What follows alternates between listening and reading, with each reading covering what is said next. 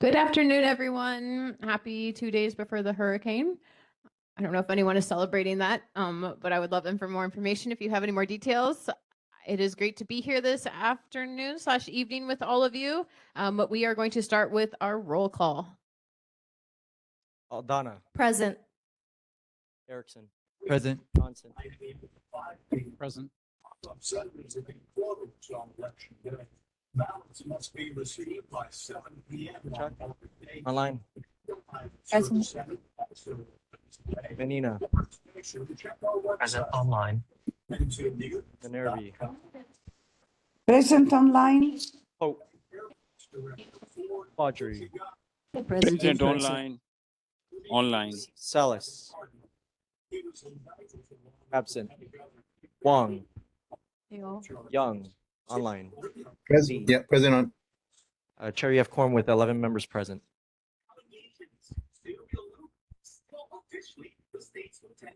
We're going to take a. Okay. All right. So the fire department, we'd love to have you guys if you want to go. Good evening. I'm Nicholas Taylor from. You can lift up the mic. No need. With Taylor, Region 29 from the McCully Fire Station. Share the incident statistics for June 2026, the McCully Fire Station area. 0 structure fires, 0 brush fires, 9 nuisance fires, which include rubbish fires outside of a structure or vehicle fires, 0 cooking fires, 7 activated alarms, 86 medical emergencies, 1 motor vehicle collision with pedestrian, 7 motor vehicle collisions or crashes, 0 mountain rescues, 0 ocean rescues, 1 hazardous material incident. June, the fire safety tip and announcement is related to hiking. Popular summer activities often include hiking our beautiful island trails. Here are some helpful tips to ensure you enjoy your adventure safely. Plan ahead. Choose a trail that is within your skill and stamina level. Visit www.hawaiitrails.org for more information about official trails. Check the weather. Remember to factor the rain, wind, and swell forecast. Stay on the trail. Never leave the trail or endanger yourself for a photo. Bring a buddy. Ensure someone knows your plans. And watch the time. Ensure you can return home before it gets dark. So that's all I have. Are there any questions? Hey, any board members have questions for the fire department? Or online? What about community members? All right. Thank you very much for coming. We appreciate your time. Thank you. All right. Let's move on to the police department, District 1. I'm Sergeant Lee. Thanks for coming in person. Sergeant Lee from District 1. And here's the stats for the month of June. Motor vehicle thefts 1, burglary 0, thefts 13, unauthorized entry to motor vehicle 0, assault 4, sex assault 0, graffiti 0, drug 0. A total number of calls was 404 compared to last month 409. Yeah. Any questions? Does anyone have any questions for HPD on the board? Yes, I have one question. All right, go ahead, Anwar. So this is the, we live by the Kapilani Hospital, and I actually complained before. Even this is Kapilani Hospital, and next our building, and there is a in the midnight keep going on this freeway H1. It's like a racing track. Some people they are using. And I don't know this is your district or someone else, but this problem still keep going on. Even they just keep using the H1 after midnight as a racing track. Thank you.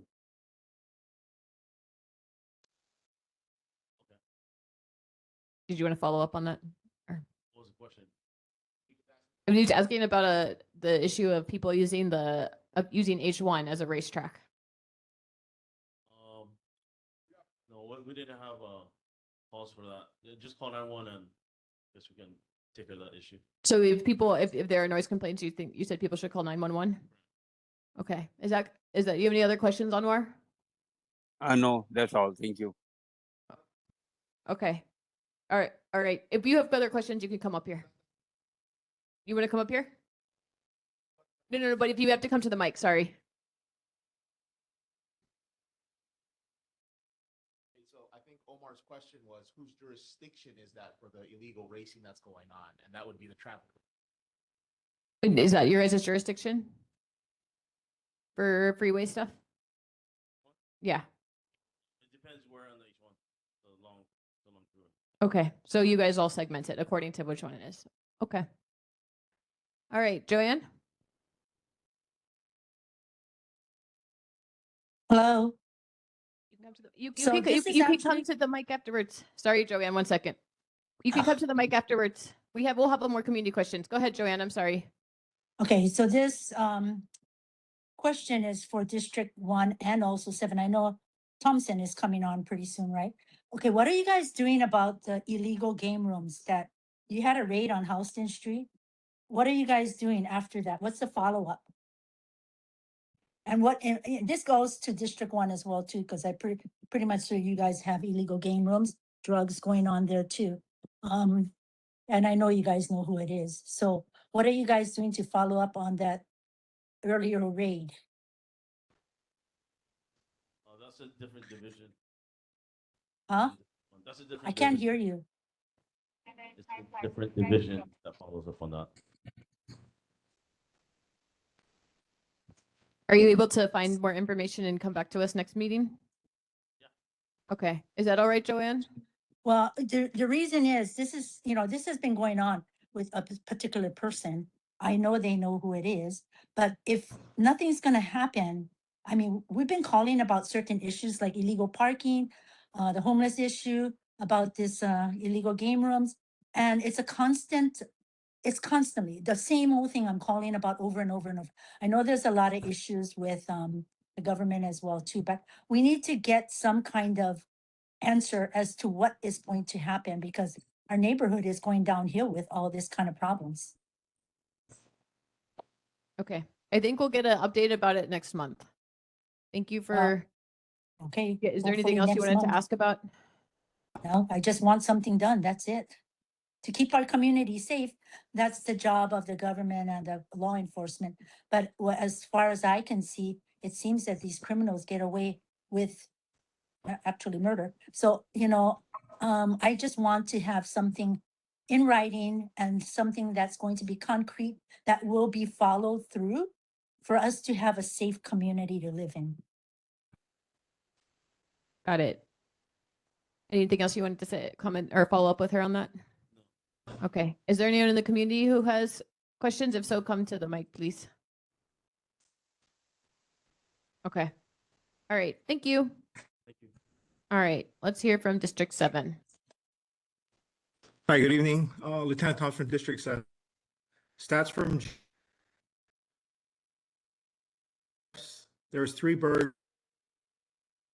thefts and 4 unauthorized entry to motor vehicle cases. Total calls for service is 5,315. Safety tip for the month. I was going to talk about with Hurricane Fausto approaching our area within the next couple of days. Just want to make people aware of the HonoluluAlert.gov or HNL Alert. You can sign up for this, and then you can get emergency weather updates, road closures, other emergency things like traffic, and it will come to your phone. So that's a good thing to have. And also it can be found on Oahu DEM's website. What you would need in they call it a 14-day emergency kit. Things that will last, that could get you through a 14-day emergency.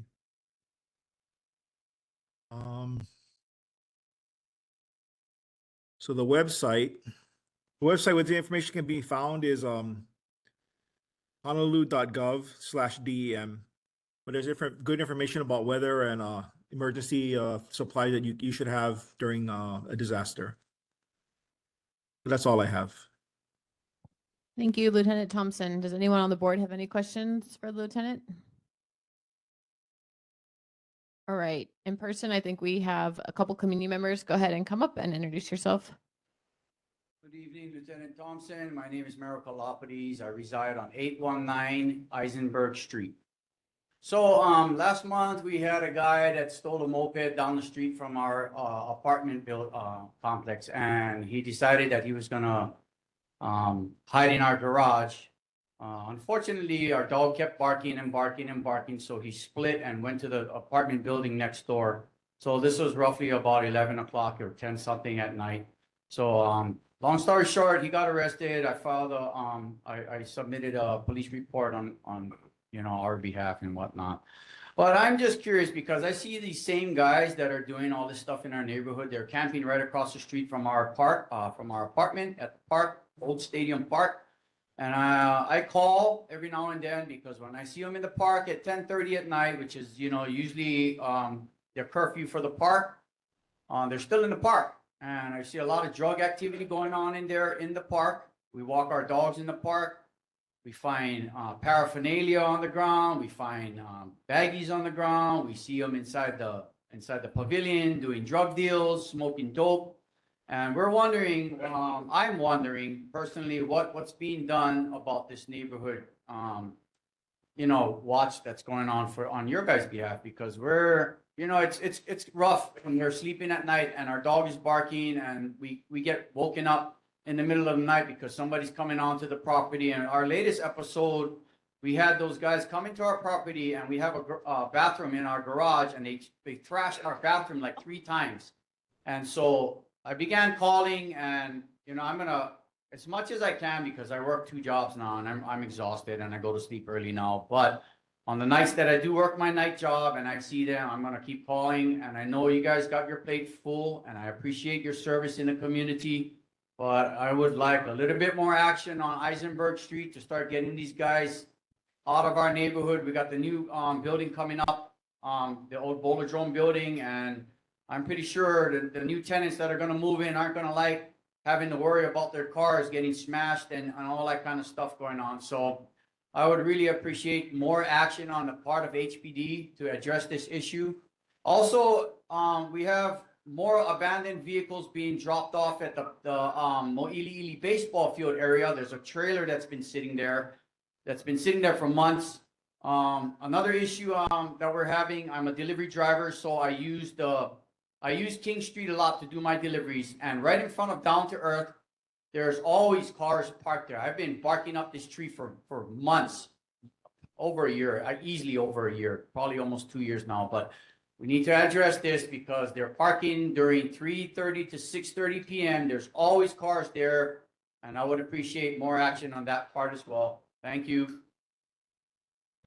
Okay, I'll pass all those concerns on to the homeless in the park. We have our ATV team that does their rotations through the park, so I will have them check Mōʻiliʻili Park, and then abandoned vehicles and the tow zones. I'll have the officers on the watch check on that. Okay. One thing about the ATV patrols, am I under the correct understanding that there's a website that lets people know that you guys are coming? Not that I'm aware of. Yeah, because one night I came home from work and there was like the whole village was all camped out in front of our well, not directly in front of our property, but there's the Manoa Dental Clinic right next door to our property. There was like about 15 of them, all with their stuff there, and they said, "Oh, we got the notification that they're coming through. They're gonna do a sweep." And so this defeats the purpose. If you guys are doing a sweep, you come through, do the sweep. They're across the street, and then they just, as soon as you guys leave, they go right back in there. You know what I mean? So that defeats the whole purpose of you guys doing a sweep. So I'm just kind of figuring, like, how are we gonna address this to make it effective? Where once they get kicked out of there, they're gone for the night. My thing is, I'm sympathetic to the homeless guys. Believe me, I work at a pizza place. When I have leftover pizza, I go over there, I feed them. I'm sympathetic to their cause. But when they start coming into our property and start stealing stuff, And, you know, I know you guys are busy. I'm going to say that. I'm going to reiterate that. I know you guys are busy. I know there's more urgent matters in our community that demand your attention, but there's just that little pokua we're asking from you guys as, you know, as a community member, tax-paying citizen. We would really appreciate that much more effort being put into that parks area, because it's a nagging, it's an ugly sight when I go in there and there's trash all over the place. There's like again, drug paraphernalia. 30 seconds. Activity, you know, so I would just want to see what you guys are going to do about that. I'll let them know your concern. Appreciate it. Thank you. All right, I think there's some other questions. Let's go back to the board. Go ahead, John. There actually is a notification given out, and I know that because I spoke to an officer about 4 nights ago. You're talking about the sweeps notification. The sweeps notification, yes, they are notified of that. I don't know if there's specifically a website that says it, but they are told, I think, 2 to 3 days in advance. That's what an officer just told me 3 or 4 nights ago when I was filling out a police report. So this is something that happens. And I've also mentioned that, you know, having these sweeps happen at 2 and 3 in the morning right below our window isn't very helpful either. So I've had these conversations with them, and they have been, the people are notified beforehand to have their stuff out. So they do wait. Same thing at Column Mini Park. They wait directly outside. As soon as they're gone, they come right back in. This is maid service. This isn't helping anybody. All right, do we have any other board questions, Kayla, Heleni? Lieutenant, I have a question. Where are the ATVs deployed from, and what is the process to determine the need or location that they're going to be responding to? So when they do the sweeps, there's a calendar that the city I can't remember which acronym it is, but they have to come along to recover the property and store it. So we're kind of at the not mercy per se, but we have to accommodate their schedule. They're island wide.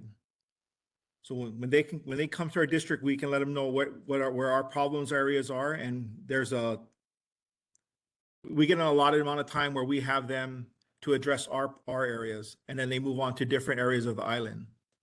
So as far as the sweep, it's part of the protocol to notify them that we're going to be sweeping the parks, to give them a chance to comply and get out of the park. Okay, mahalo. Sorry, can you come up to the mic if you have a question? Hold on. Sorry, what is the question that you want to ask, Lieutenant Thompson? Are you able to hear the question, Lieutenant? No. Sorry, you won't hear unless you're on the mic. There is no notification. Is there notification or isn't there? You just said no to Kalani, to Merle. And then now you're saying that there's a protocol. I don't understand. No, I'm not aware of any website for that makes notification. I know the officers go in.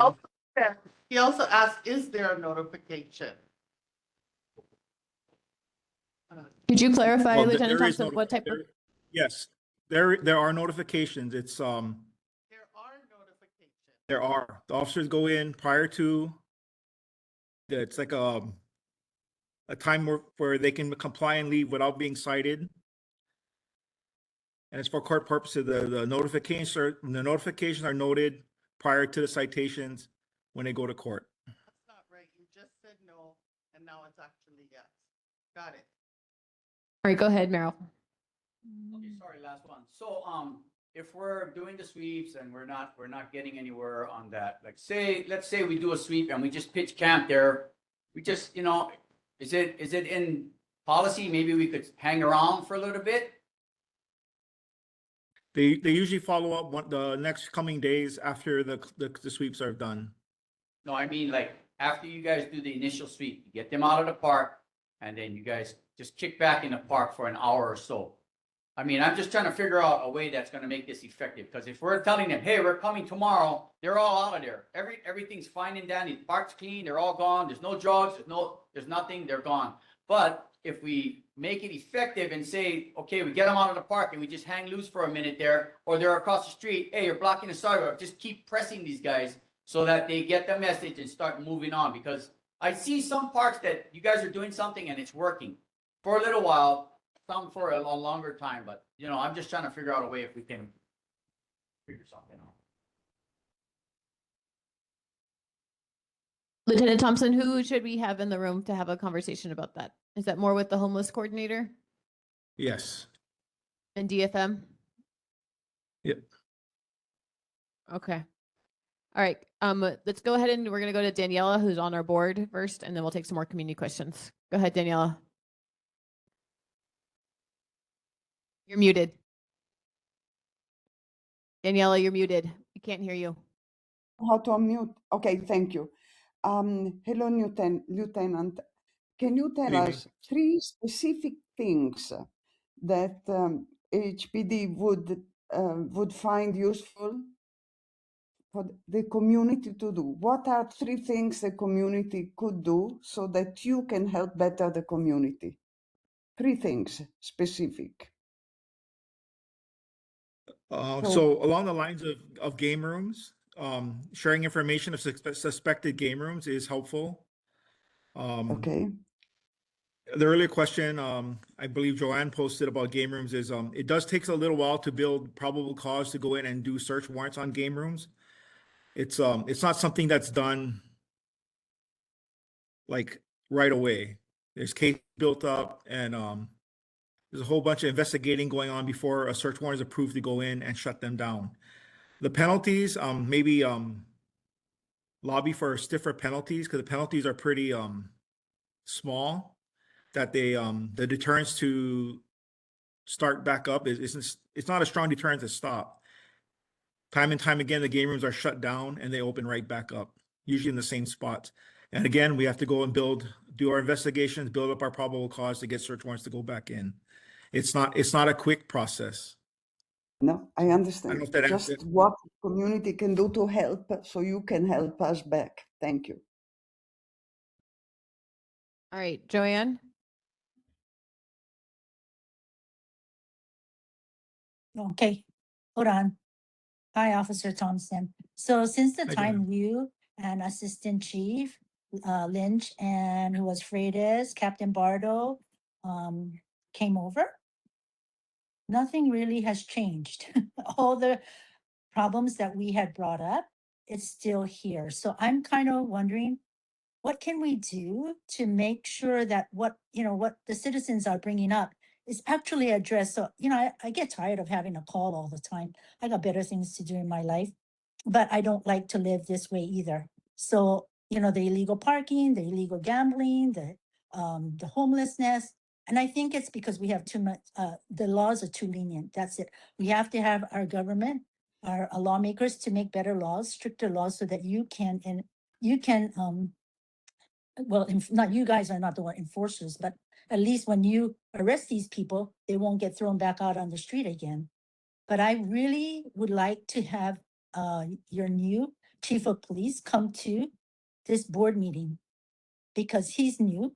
We don't know anything about him.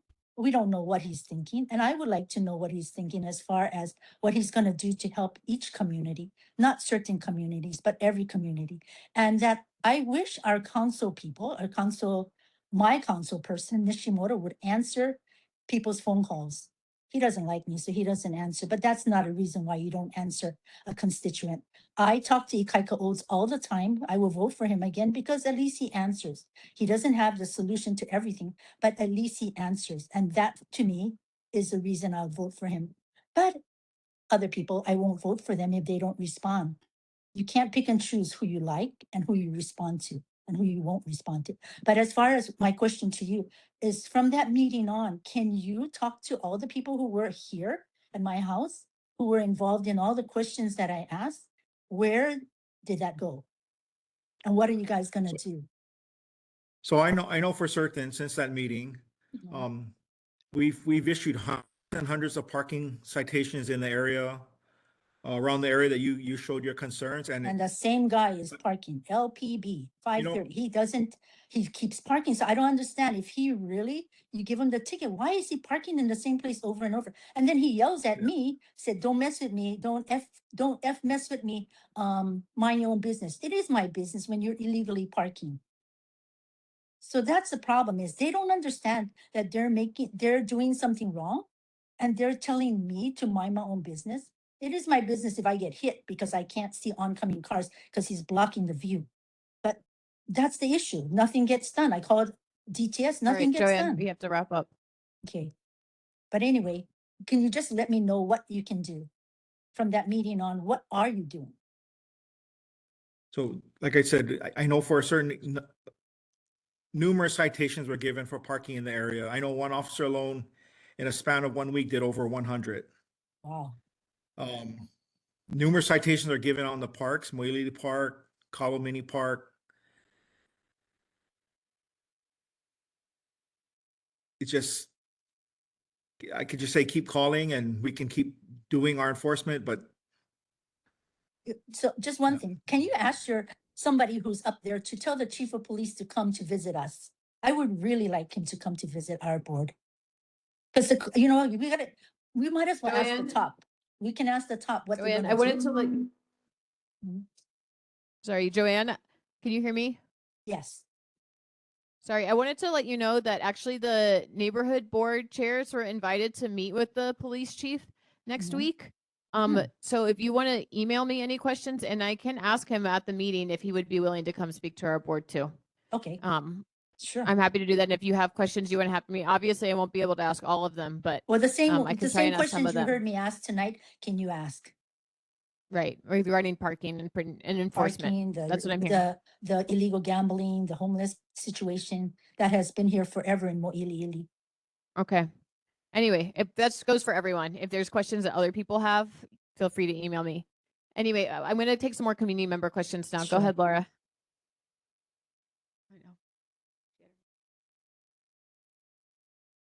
Good evening. Good evening, officer.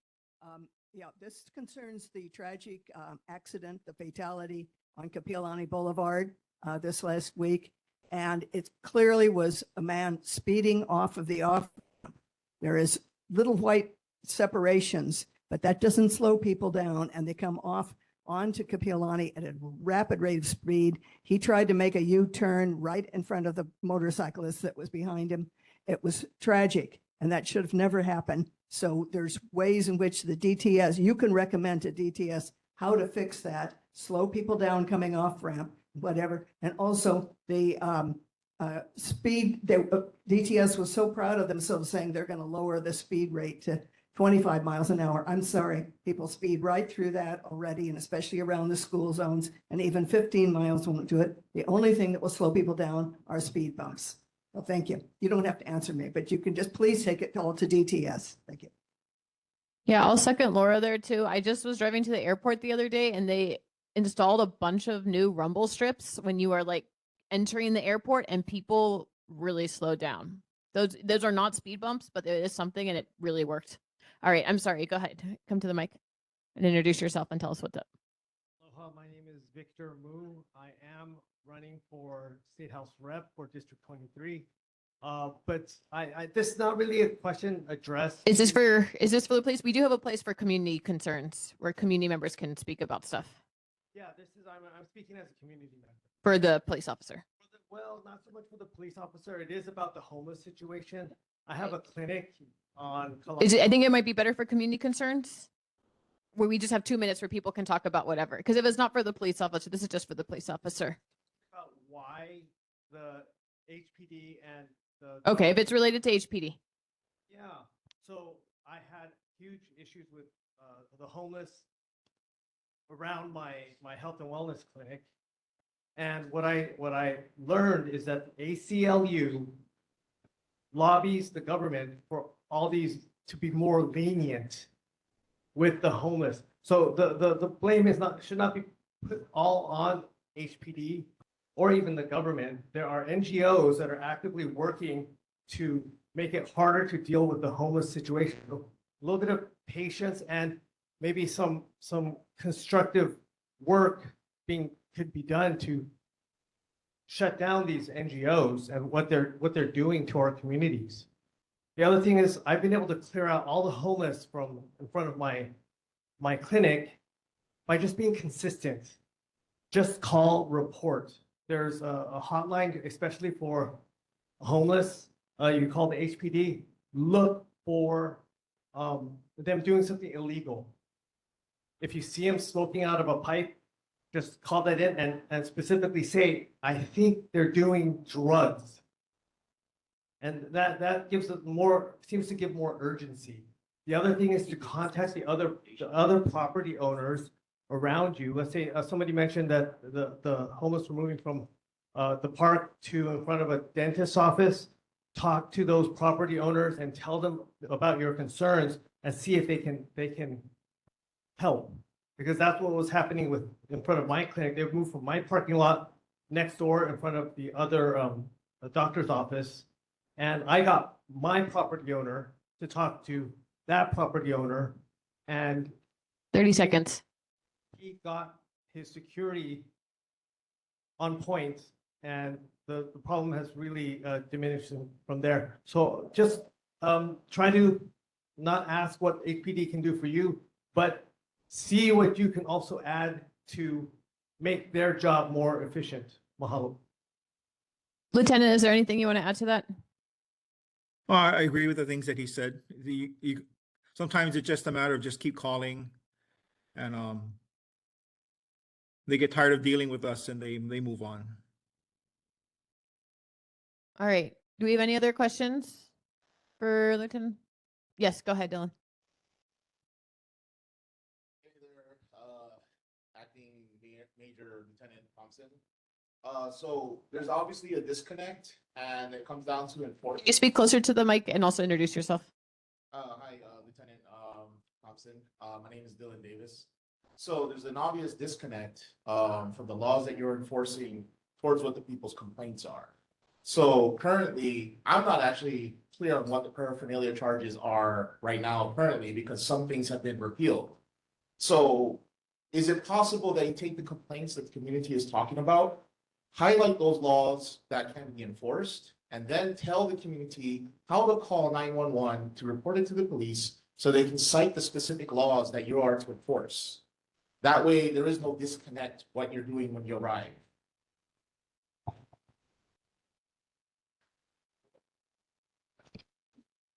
Lieutenant, are you there? Yeah, I'm there. I'm just, if you feel like someone is doing something wrong, you may not understand if the specific laws is just call. If it doesn't seem right, seem out of place, or seem suspicious, just call. So Lieutenant Thompson, that's what they're doing, and it's not working, and that's where the disconnect is happening. So if you take the calls, find out what people are calling about and what they're complaining about, then tell them specifically what is the current statute and how to enforce it. So that way, when they call, you're enforcing the specific statute that's in play. So what I find problematic a lot of times is we get calls that are specific about what they're doing. When we get there, they're not doing it. And the person who calls does not want to, they want to be anonymous. And I understand. So with anonymous complaints and we don't see anything, it's really hard for us to enforce what the initial call was for. That's where we get there's a lot of problems with that. All right, go ahead, John. I have a couple of comments to that point that was made. I have called in the past. I actually have video footage. I have a security camera on my right on my air conditioner unit, so I can actually get video of people chopping up bikes, chopping up mopeds, doing drugs, you name it. I've got it. But when I call the police and I talk to the police, I just did it this last week. We had a case where they were cutting locks off bikes, and they responded, couldn't do anything. I flagged down the officer when he came out of the park. I said, hey, what's going on? He said, well, those bikes, they haven't been reported stolen. It could be just some kid, left for the summer and left his bike and they've taken it. So there's not going to be an investigation. He said, mopeds are a different story. Mopeds, because they're not supposed to be in the park, they would look into, not actually jiving with something other police told me before. We've called in multiple chop shops for mopeds and the same people. And I remember 6 officers came in, went right up to them as they were chopping up everything, sawing off everything, and then they walked out. And we don't know why, but we don't get any response. we've got video of it. I've got video tonight that I can present of a guy, taking apart a moped that we found discarded, and I've got pictures of it discarded in the right next to it. But nothing happens. So we call and nothing happens. And it's not just me, it seems. It seems other people in the community are noticing the same thing. So that's one of the things, how can we better, work with you? Because, you guys are doing your job. You deal with a lot of stuff. We just want to know how to more effectively help you, do it. We've, especially when we've got video evidence, or if we've, got eyewitness, evidence, how can we effectively help you, put these people out? And I understand that, you can arrest them and the legal system's going to let them loose the next day. We had somebody arrested earlier this week and she was out 2 days later.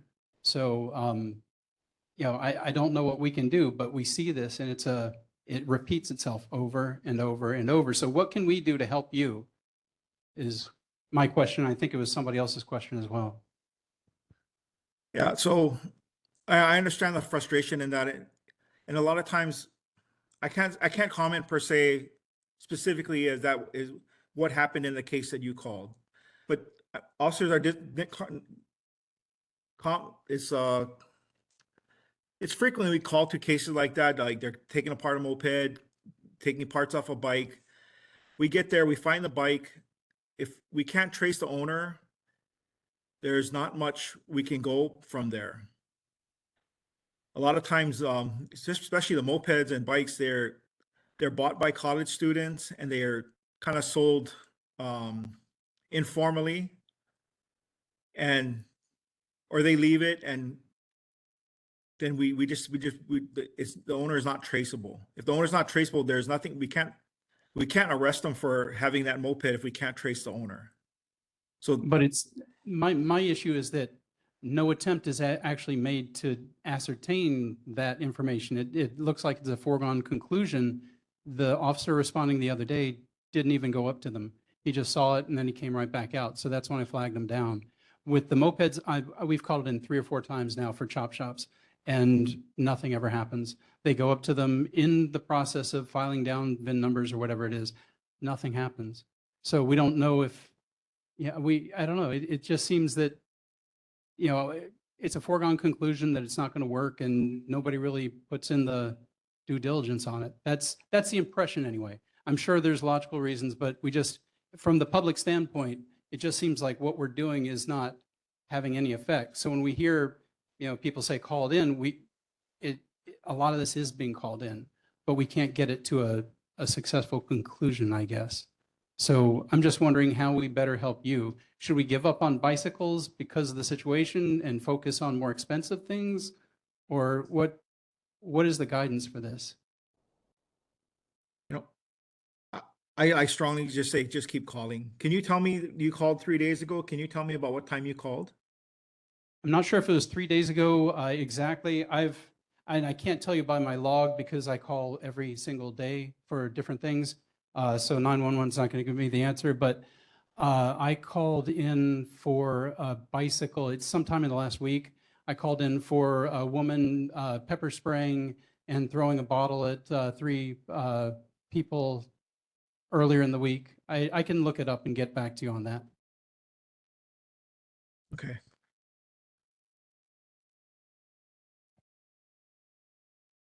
But I just want to know, how can we better help you? How can we know what to call in? It just seems like I'm annoying people when I call in. When we've got a chop shop, they come in and then they leave without anything. And I get the feeling, oh gosh, I just wasted somebody's time, but nothing happens. So I don't know, is this something we should just quit calling in, or is there any solution to it? I feel like I can better answer your question if I go and look at the case that you called in, and I can specifically tell you what happened in that case per se. I'm just guessing at. Lieutenant, is there an email address that John can write you at? Yeah. And he can give you all those specifics. When he's ready, I'll give him my email. All right, John, just tell us when. All right, go ahead. Okay, it's my first initial M, my last name THOMPSON, the number 2 at honolulu.gov. What would you like him to put in there? The time that he called in particular, and the date, I'm assuming? Yeah. Okay. All right, go ahead, Dylan. So the other thing about it is, if there are stuff that you're normally not going to touch on, is there a way to incorporate that in your reports so that way people feel that non-action was taken on police calls that were coming in? Because I think for District 7, they said like 5,300. Is that the number you said of calls that came in? And Yes. of that 5,000, shouldn't the community know how many could not be addressed or unresolved because the calls lead to nothing, such as we can't locate an owner? Sorry, I only, what was the first part of that question? So of the 5,000 calls, you could probably list to us things that were enacted on, such as car accidents, vehicle accidents, wrong U-turns, and all that other stuff, that calls that came in on the 5,000. But of the 5,000, will you document how many were unresolved, such as called about stolen bikes or anything that you can't solve? And say, of the 5,000, 4,983 calls were unable to be resolved for the reason that we were calling. So it says that the community at large is doing their part, but then Honolulu Police Department is unable to investigate, because if we can't locate the owner of a bicycle or moped, it gets into this unresolved or uninvestigatable territory. So shouldn't the community at large know the number of calls that couldn't be investigated for et cetera reasons? Like, I don't know, the many reasons why you couldn't investigate? Yeah, I'm not sure if we could figure out for 5,000 calls. When you get 5,000 calls, how many of them are resolved? You can tell me how many people got injured. You can tell me how many accidents there were. You can tell me how many deaths were on the streets. But why is it that you can't tell me of the 5,000 calls, how many led to an unresolved investigation? Yeah, I would, something I'd have to look into. Thank you. Joanne, did you have another question? Just a suggestion. What if we turn in all we log, because I log down how many times I call people, I mean, the police department and other departments. What if we turn that into you, Morgan, and then you pass it on to the police department, or the chief when he comes, how many times we called for the same problem and then nothing got resolved? Yeah, let's see what happens. Why don't you send me an email about that? I'll send you the calls. I mean, if everybody turned their calls in and with no results, then Right. maybe from there we can do something. We want to be a Waikiki, Lieutenant Thompson, where there's the safe and sound, weed and seed, a little police box, tons of police. When I drive in Waikiki, I see tons of police there, but I don't see that many in our area. They protect tourists, but they don't protect citizens. That's my Okay. opinion. All right, Joanne, I'll let you know in advance of the meeting for next week. Yes, But please hopefully email we can me. get Please hopefully we can email get me. the police chief just to come to the meeting though and chat with us. So it's just you Um, guys, just the board people. It's just the chairs around the island. Oh, okay. Okay. All Email right. me, please. Thank you so much for Lieutenant Thompson for taking all of these questions. We really appreciate it. Thank you so much, yeah, for addressing these concerns. We are going to move on to board business, and we have one empty seat. Curtis, did you get anyone who is interested in applying? Is there anyone here that is interested in joining the board? All right, we do have a vacant seat, so I know there's a number of people who are invested in community issues. Kayla Hilani?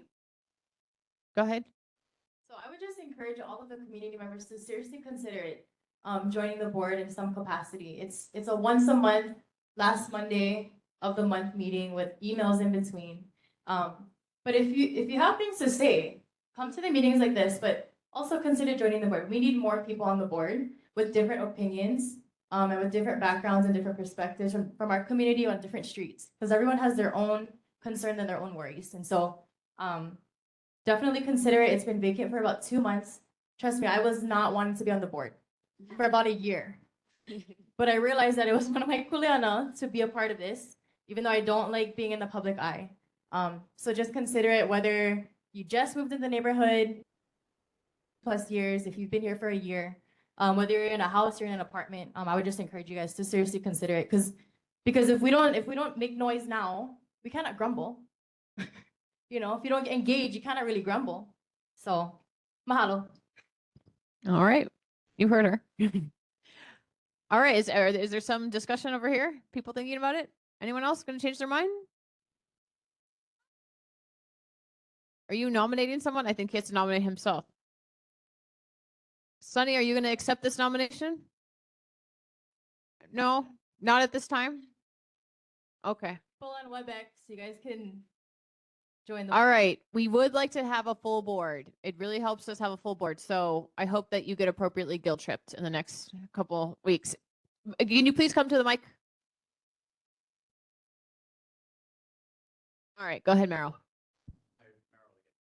What does the being on the board? What does it entail? What are the duties as a board member? It depends on if you volunteer for an extra role. So I, for example, as secretary can talk about what it's entailed for me. I double check the accuracy of our comments in community being reflected on the notes. They're not always reflected. And so I do a lot of preparing, rewatching videos, double checking with what's written to make sure that the record of our communication can be referred to in the future in the way that's understood. So what is the seat that's vacant at the moment? What does that duty entail? That one is at large, and so it would just be one of the members here that listens to everything. You hear whenever we have a speaker or a presentation, Morgan will always say, do we have any questions from the board? And so there is more protected time, if you could say, to be able to ask your questions and follow up with your concerns, because if we have 20 community members that are wanting to come up to the microphone to speak, at a certain point, we have to cut that off. But if you're on the board, we'll try to get to your question. I'll say one other important thing. If you are a community member and you have a resolution, the chair can decide to pass on that resolution. If you are a board member and have a resolution or an agenda item, it has to get put on the agenda essentially. So you have a little bit more sway that way. Anyway, so are you convinced? Are you gonna tell us why we should vote? I nominate Meryl. My work schedule is so exhausting when I lie down. You can lie down and be on Zoom. No. All right. Well, I think we have hopefully made an enticing presentation here, something like that. Anyway, thank you guys all for showing up, even if you are just invested neighbors at this point. We appreciate having you here. So we will move on from there. We are now in our annual election of officers. I'm going to hand the mic to Curtis. We are going to decide chair, vice chair, secretary, and treasurer. Okay, opening the floor for nominations for chair. Are there any nominations? I nominate Morgan Lee for chair. I second. Morgan, do you accept? Okay. Are there any other nominations? Seeing no other nominations, please indicate if you vote for Morgan Lee to serve as your chair. Aldana. Aye. Erickson. Aye. Johnson. Aye. Kachuk online. Yes. Menina. Aye. Minerby.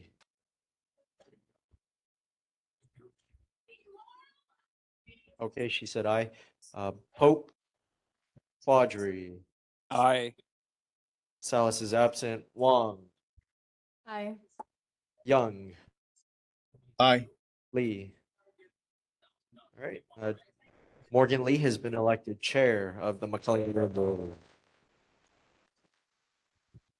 Opening the floor for vice chair nominations. I nominate Kealohalani Wong. Okay. I second. I know I just gave a speech. Yeah. I'm super busy to do vice chair kuleana. I can dedicate these meetings. Commitment of showing up. And then Showing up. that's what you have to do. And then if I'm not here, then you have to be there. Only if I can get someone in the community to join the board tonight. They would have to be commit to next time. Are you declining or accepting?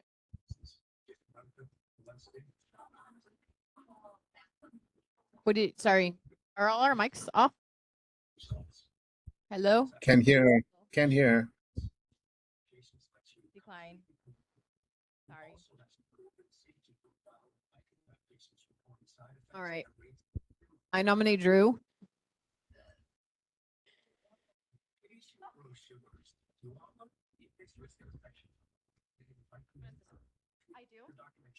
I second. I accept.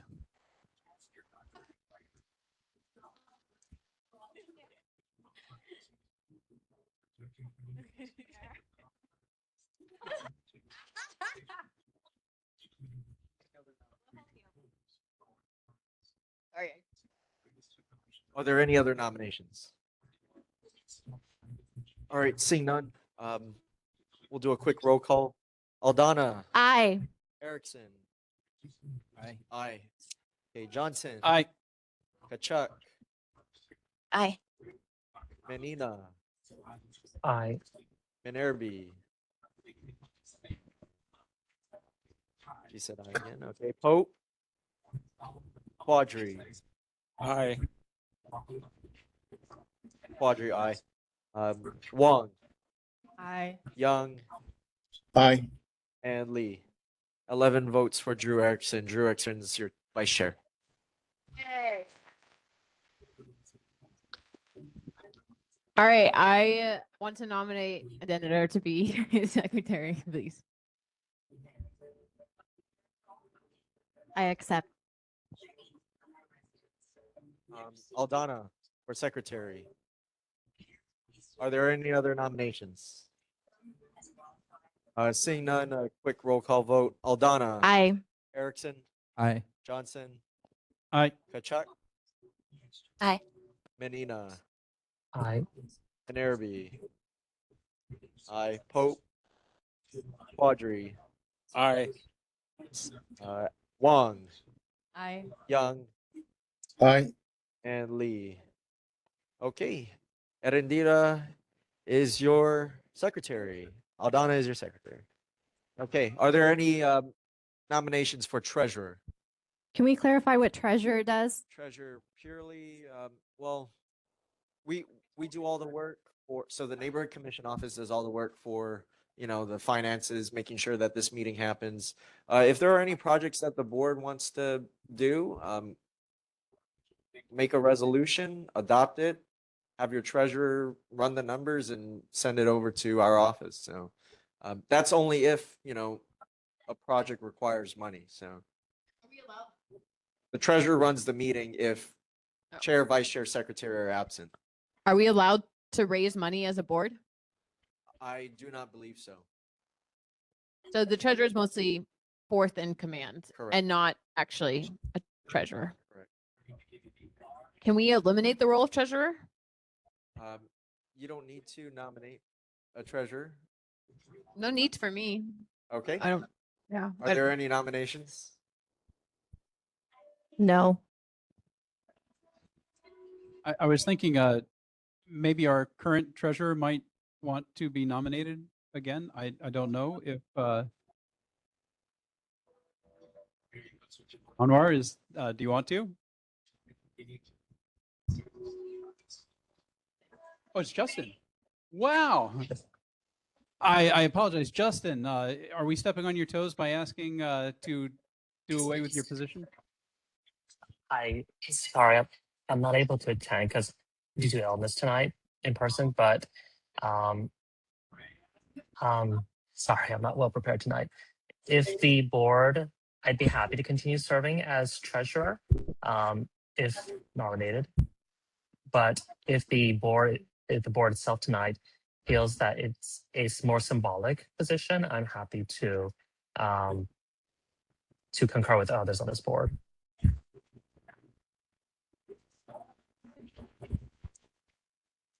I would like to nominate Justin. Okay. Justin, do you accept the nomination from Member Johnson? I accept. Thank you. Okay. Are there any other nominations? Okay. Seeing none, we'll do a quick roll call. Oh, Daryl, did you have something to say? No, sorry. Okay. Roll call for Justin Menina to serve as treasurer. Aldana. Aye. Erickson. Aye. Johnson. Aye. Kachuk. Aye. Menina. Nerby. Aye. Pope. Quadri. Aye. Wong. Aye. Young. Aye. And Lee. 11 votes for Justin Medina to serve as your treasurer. Hello, everyone. Thank you for your nominating me. Congratulations to all. Thank you, one more. All right, we have some more very entertaining business to talk about, which is our recess schedule. So just to be clear, we meet on the last Monday of the month. I believe it is not written the fourth Monday of the month. It's actually written the last Monday of the month. Okay, which is important because And Curtis has Morgan, do we also, or Curtis, do we also vote on what day of the month that we meet on? I know our meetings last year were on Thursdays and then got moved to Mondays, which unfortunately means that I can't attend in person. So I was just wondering if that's also something that's up for a vote for the meeting date and time. It's not on the meeting agenda, so I'll let the board decide on whether to amend the agenda to add that agenda item. Michelle, my understanding is that the days that our particular and any board on the island can meet is in statute. So we have, nope, never mind. Don't let me speak, guys. So yeah, if we can add it to the agenda for discussion. I can't remember how it got changed from Thursday to Monday. It got last changed time. because of karate. Remember when we used to hear karate noises at the same time for the first hour of the meeting? Curtis changed it last year so that we would no longer hear that. Got it. Okay, so we're free to change it then, if everybody agrees. Okay. All right. Okay. Or Curtis, do you just change it then? Or sounds like maybe you have the leeway to do that.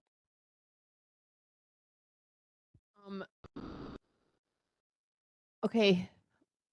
So we would have to add it as an agenda item. Okay, Michelle, if you would like to raise it as an agenda item, we can put it on the agenda for next time. Sure. Is that Or I okay? can move to amend tonight's agenda if we can add it while we're doing all the kind of board business. If someone wants a second. What do you, Or what if will you you propose? want What time would time you to propose to put it? think, if everybody wants to, just a day of the week that works for everybody that we agree to, I guess. It sounds like maybe we didn't discuss it in the Yeah, past. I think it'd be better, Michelle, if you have a specific date that you're interested in changing it to for us to put it on the agenda so everyone can check their schedules. It's going to be a little bit challenging right now, I think, for everyone to change it in real time. So if there's a particular time. So are there, and are there days, I guess we don't want to go back to Thursdays, what I'm Right. hearing? So I Or think is the that important thing is still if the you, case? well, the other thing that to note is that the place where we are currently meeting, McCully District Park, will be unavailable starting in October until March, I believe, because they are going to be hopefully modernizing it, but doing some sort of renovation in here. So okay, that will be another factor that will So- change things. Got it. So, But okay, if I can request to put it on then for the next meeting, maybe if we you can request, that would be talk great. about. And just send me an email with the time, then, which day that you would like to change it to and so forth. And then that goes for everyone else too. If there's other times, days that you guys are looking at, let us know. Cause also I think Curtis, you'll have to kind of weigh in here as well, right? You guys have schedules and other. It depends on the availability of the meeting location. Yeah, if you can let us know what dates that location is available so that, or what days, so that we can have that information. That would be great. All right. Curtis will follow up with us about that and we will discuss it for our August meeting. In the meantime, Michelle, great question. We have to go back to our recess schedule. So I guess this is a little bit relevant. Can we just bump the recess schedule agenda item to next time after we've already decided what day of the week we'll be meeting? Okay, I'd prefer to Yes, do I that think because that's we're a good gonna, idea. Yes. I don't think we have complete information about our current schedule right now. Morgan, Yes? we had a community comment about Paul Rabadi. You wanted to make a mention of him really? We can do quick? it during community concerns. But yeah. Okay. All right. Well, we'll talk about recess schedule when we talk about the night of the week that we're going to meet.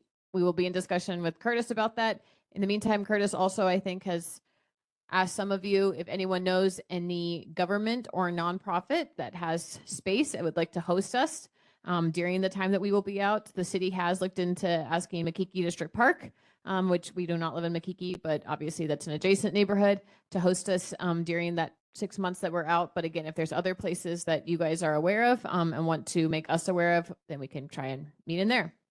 All right.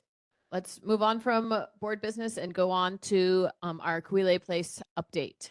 So do folks want to, Kuile Place want to come up?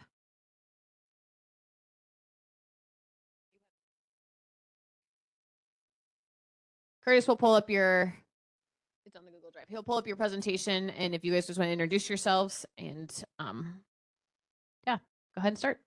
So my name is McCully-Mōʻiliʻili. This is Ryder Zama. We're both with Albert C. Kobayashi, the general contractors. We also have Elton Wong, who is a representative of Kobayashi Group, who represents the developer. Great. So you can go to the next slide. This is just the project that's going on Kapiolani Boulevard, wrapping around Makiai Street. So what you see on the screen here is our approved and permitted electrical plan. The underground electrical work will go around the project vicinity. The extents are pretty much just around Kapiolani Boulevard that wraps around to Makiai Street. So on the screen right here is the approved traffic control plan with lane closures and the contraflow lanes.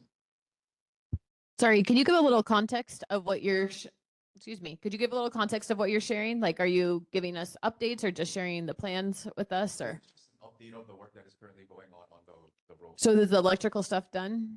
No, it's still ongoing. Okay. This is the purpose of bringing the information to everybody. So yeah, our work days are Monday through Friday from 8:30 to 3:30 p.m. As stated before, it's on Kapiolani Boulevard, wrapping around Makiai Street. We just wanted the community to know that safety is always our priority. So in the front of the property, we do have a covered walkway, and with that traffic control plan in place to ensure safety. And we also have, during the workday, uniformed police officers that are on site as well too. And appreciate for the community, because we've also notified the community before all of this electrical work began, and their cooperation and understanding was prevalent. And in the future, for future community improvements, we're gonna have drainage improvements, sidewalk and landscaping improvement, and future repavement of up to H Street when we finish up the work.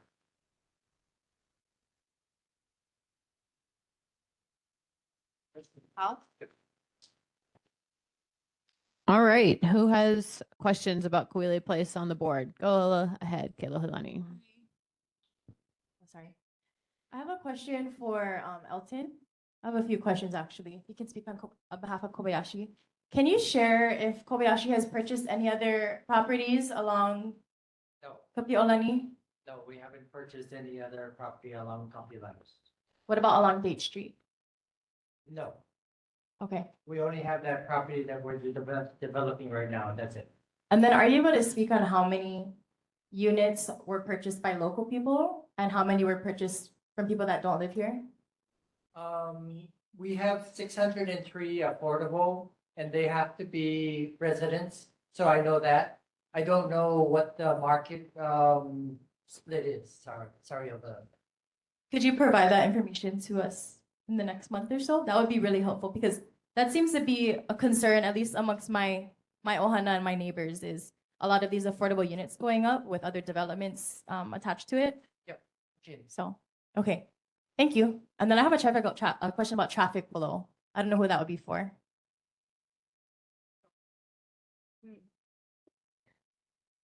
So once the development is up, because there's going to be hundreds of new units and residents that are going to be living there, what is the traffic flow going to be like along Mahi'ai, Kapi'olani, and Date? Because that's a huge intersection. So if you can speak on, is it going to be only right turn lanes? Is there going to be more side? Yeah, are you able to speak on that?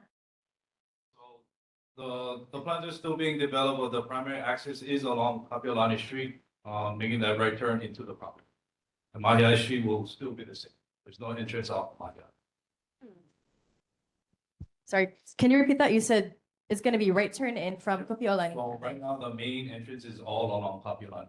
Kind of like, okay. Kind of like how it is now. Okay. Then there is no entry on Mahi'ai Street. Mhm. Yeah, so everything will go and flow through Kapi'olani. Okay.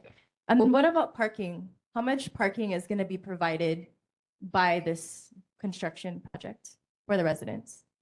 Yeah, so obviously there's over 1,000 units, so definitely over 1,000 parking stalls. So parking shouldn't be an issue for the community. So for the traffic question, are residents going to be able to make a left turn onto Kapi'olani? So that's still being developed right now through all the appropriate permitting fees that can really come in at that time. So right now it's only off of Kapi'olani Street. Right, but I'm saying, but when they come out, are they going to be able to make a left, or will they just be making a right? So right now it's always going to be, for now, off into Kapi'olani. But are they going to? In the right turn, yeah.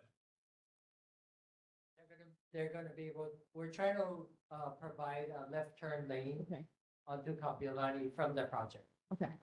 We are working with TRB, the city, to make sure everything's safe and everything is wide enough. So we're still working with the city on some of their comments. Was there thought about adding another signal there? No, they don't want a signal there. Right. All right, we have Who some other is the questions. they in that sentence? TRB, the traffic review branch of DPP. Got it. They don't want the signal there. They don't want a signal. We did a traffic study and it didn't work. They want the traffic to flow. So it is, kind of bad during the rush hours, but other than that, it's wide open. All right, we have a question from the board member, Daniela. Daniela, you're muted. You're still muted. Nope, you're still muted. Okay, Daniela, I am Okay, I gonna. got it. I got it. Thank you. I would like to have some information about the increase in traffic flow. So how many more car, in what percentage, 5%, 10%, 20%, 50% of car will, or car flow and traffic will be created by this new construction? So how many cars up to a couple of years ago were flowing through Kapi'olani, and how many cars are you expecting now with the new project to flow through Kapi'olani? I don't have that information there. We did a traffic study and it didn't change the level of service. But we could potentially.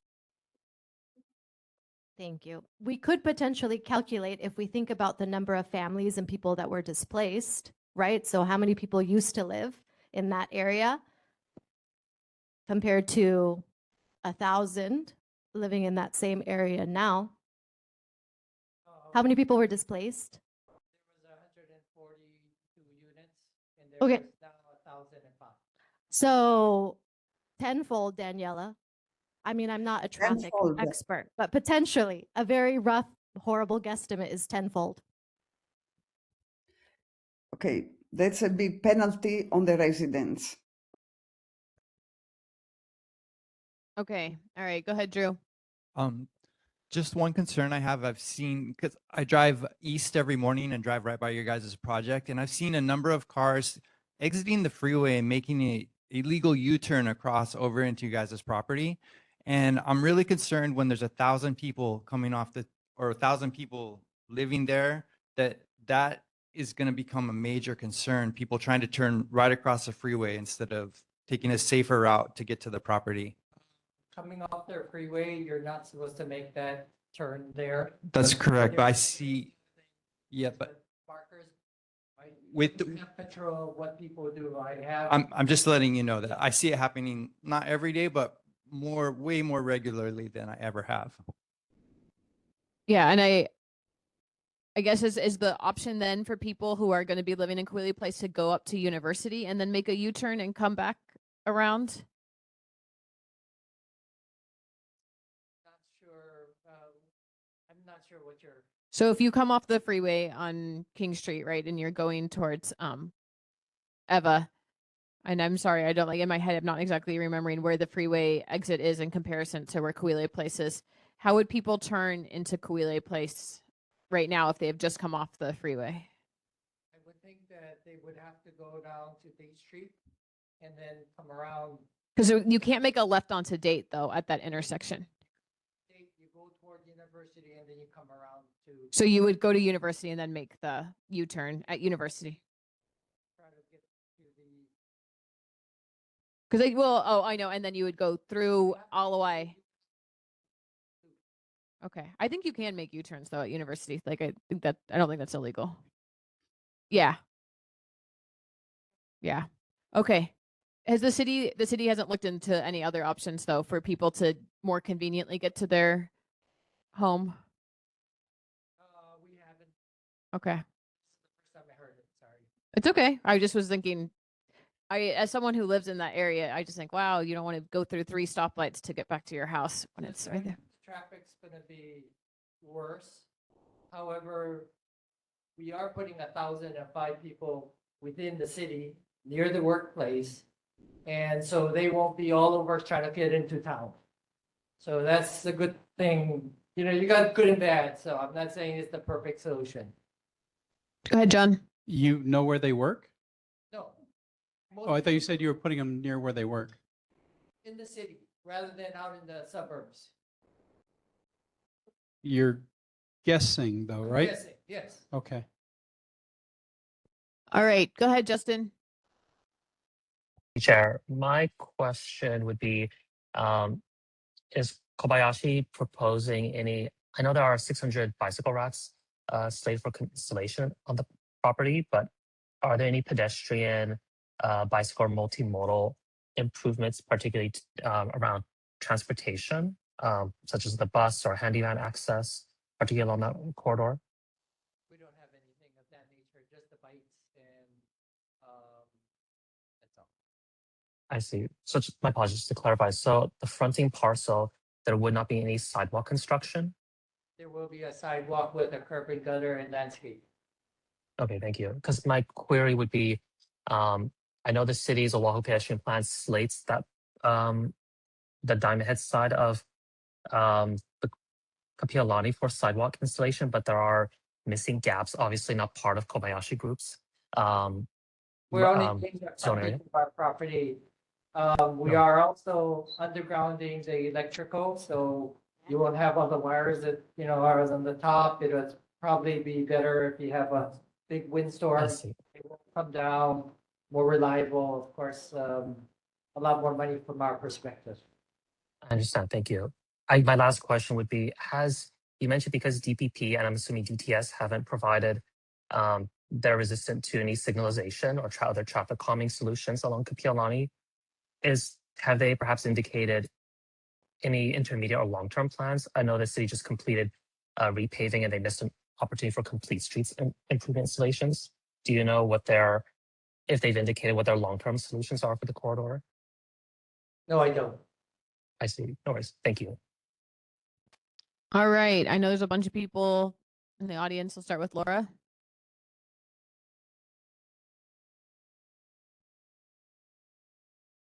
Thank you for coming in, but I do comment to people at Kobayashi Group often enough. For 15 years, I've been one of the co-coordinators at the Mōʻiliʻili Japanese Cemetery, which is right across the street. And I can tell you, the left turns clog all the time and make for very difficult, dangerous traffic patterns. There should be no left turns going either Mackay or Malka. Just absolutely none. If you're gonna put a signal in, that's something different. But we're asking for terrible, terrible problems that will be traffic fatalities. Thank you. Dylan?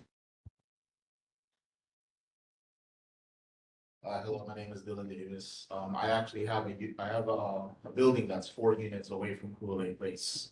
So we were informed of the electrical work that they were going to perform, but there wasn't like, do we get to object to what they're going to do? They're just telling us what they're doing.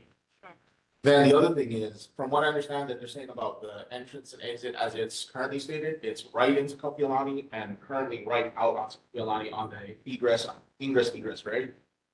That you go in and out rights only, as it is currently under the plans. So. Sorry, Elton, can you come to the mic?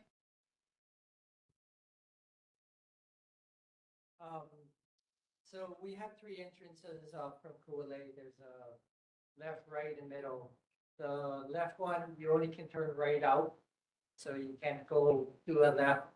The middle lane, you can go right in from Hawaii Kai side, Diamond Head side, and you can go left out on that one. You also can go right. So that one is the one where you can go all ways. The one on the right side, you only can go right in. So that's where a lot of our service trucks. Is that on the presentation? Should we go back to? The presentation. Yeah. Okay, let's go back to that. That was the one before. All right. Should Curtis zoom in, maybe?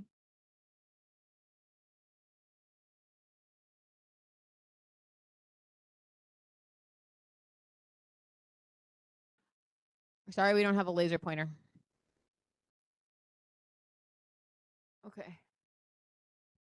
Can. Ooh, power. So there's one entrance here. This is just a right out. There's one entrance in the middle. You can come down this way and you can go right, left in. And then this one, you also can go right in. And going out, you can go right out and left out. There's a storage lane there. On this entrance, on this one here, you only can go right in. You can't make a left turn. Finalized project to get into the project after it's completed. Right only on Kapiolani, and to exit the building is right only onto Kapiolani. No, that's what this is the plan. This is gonna be the project entrance. I gave you there's 3 entrances. Completed. I'm telling you completed. Just said no traffic on Mahiai exit or enter on Mahiai Street.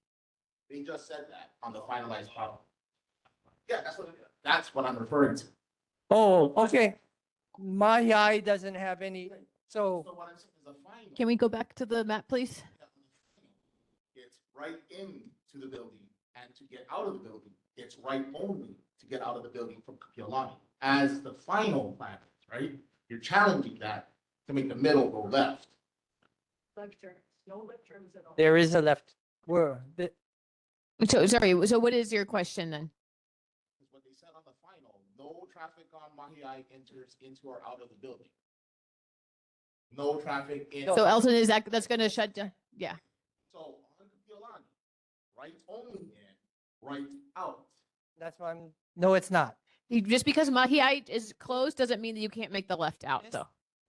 Yeah, I'm saying on Kapiolani Boulevard, what we as the community want is right only. Oh, you're saying it. Out. So you make a right turn on Kapiolani to get in. To exit the building, you gotta make a right only. I hear you, but that's not how it is. We will challenge that. No. We won't let you pass that because that is not safe. Oh, okay. Okay. All right. There's other concerns that I have to bring up real Okay. So you have some questions. statements. Okay. So, 2 years I had to battle with the CNC to get the area in front where my bus stop is repaved. And it just so happened that it got repaved at the same time that your trucks lined up to start construction after the demolition. Mind you that the demolition disturbed the ground and screwed up plumbing for a lot of the units right next to the Kobayashi Group. Secondly, once the repavement happened for the bus stop, your vehicles all parked along that repavement, which then caused the main break. Then they fixed the main break, and there was still a leak that went on for 2 years. And just recently, you saw that they had to repair the main break of that little leak that was done a couple weeks ago, which was me 2 years calling saying, hey, it's still leaking. So what does the Kobayashi Group have to do to reimburse us because of water prices due to this leak? And it's actually been brought on by your group.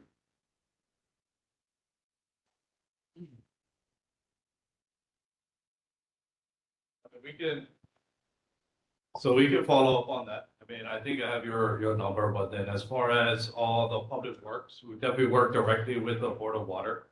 And we'll definitely file a notice for that. And then we can follow up with you. Stephen, do you have anything you want to add? No? Okay. Okay. That's all I can offer. Again, it's a statement. This is a statement, not a question. We will fight you on a right only in and a right only out. So instead of fighting the community, just work with what you're given. Okay. All right. We have a couple more community questions. Allison. Allison Peterson. Going back to the traffic flow, Drew mentioned somebody coming off of the freeway, driving Eva, and he saw somebody, one of the construction workers. And I know that you said that you don't have any control over other motorists that may do something like that. But respectfully, I think you do have some control over your project workers. And you can maybe remind them that that is not a legal thing for them to do, and it's quite dangerous. And as Laura pointed out, there was an accident recently. So we'd like to keep everybody safe. Yes, which is even worse. Thank you. Okay. Laura, I'm going to go to the screen right now because Laura, I'm going to go to the screen. All right. Daisy.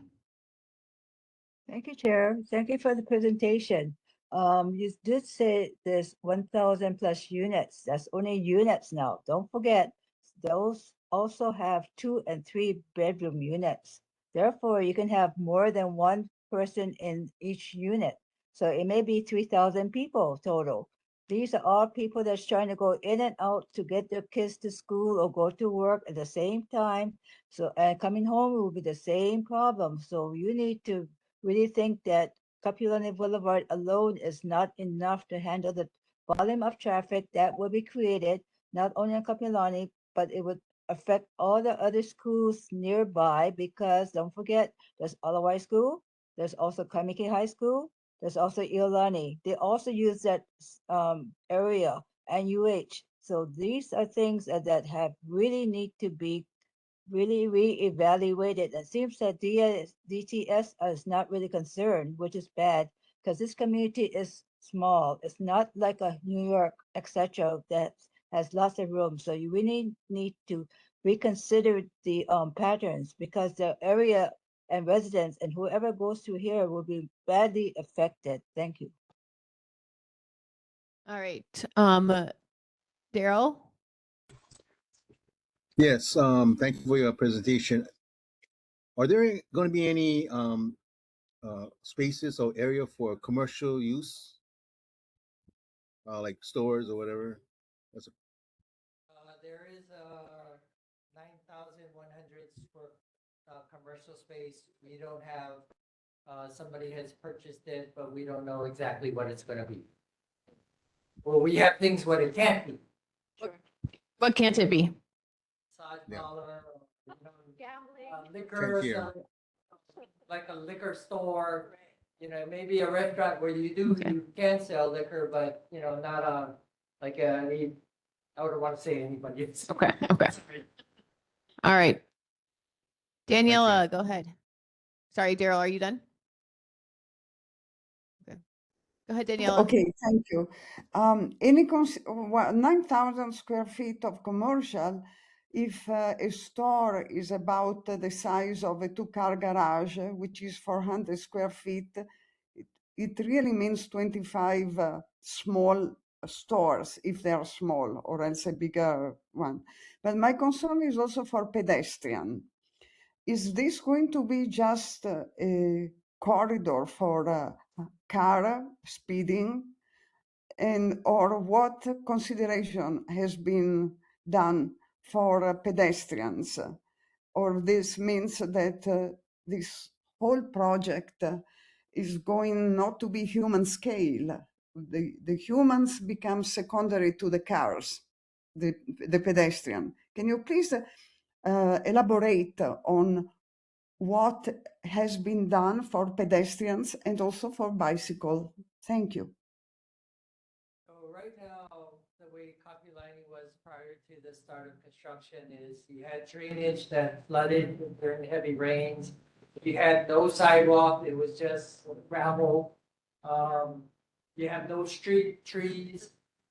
It is safe, it is pretty, unsafe in terms of people walking on Kapilani. We will be providing paved concrete sidewalks. It'll be raised. It'll be kind of like where you see, I forget, where Target is, kind of raised a little bit. You have a landscaping and then you have a curving gutter. You're gonna have a drainage improvement so that it doesn't flood. And I believe we're paving all the way down to date. Is that right? I think we're paving all the way down to date. So, that will be approved. Back up our problem. That was about what the road we talked about. Date by. Dylan, come to the mic. So, when you say to date, because you can go Kapiolani to date and you go Mahiai to date. So current plans are Mahiai to date or Kapiolani to date? Kapilani to date. The reason I know that's false is that you would have to go through my property. I'm not going through your property, I'm going to the right of way. All these improvements are within the right of way. You're talking of the apron, but how are you supposed to complete the sidewalk without us even being remotely informed that I'm just being found out right now? Basically, we're told to pay to Day Street, not at our cost, not the city's cost. And actually I hear you on that, and that's. At the mic, at the mic. I hear you on that, and unfortunately, I understand that that's how the city tries to get things done, is by, well, let's address that. You have to go on my property at my right-of-way apron to put the sidewalk through all the way to the HB. Here, you guys, can you just please begin to the mic? And then after this, we're going to go back to Daniela.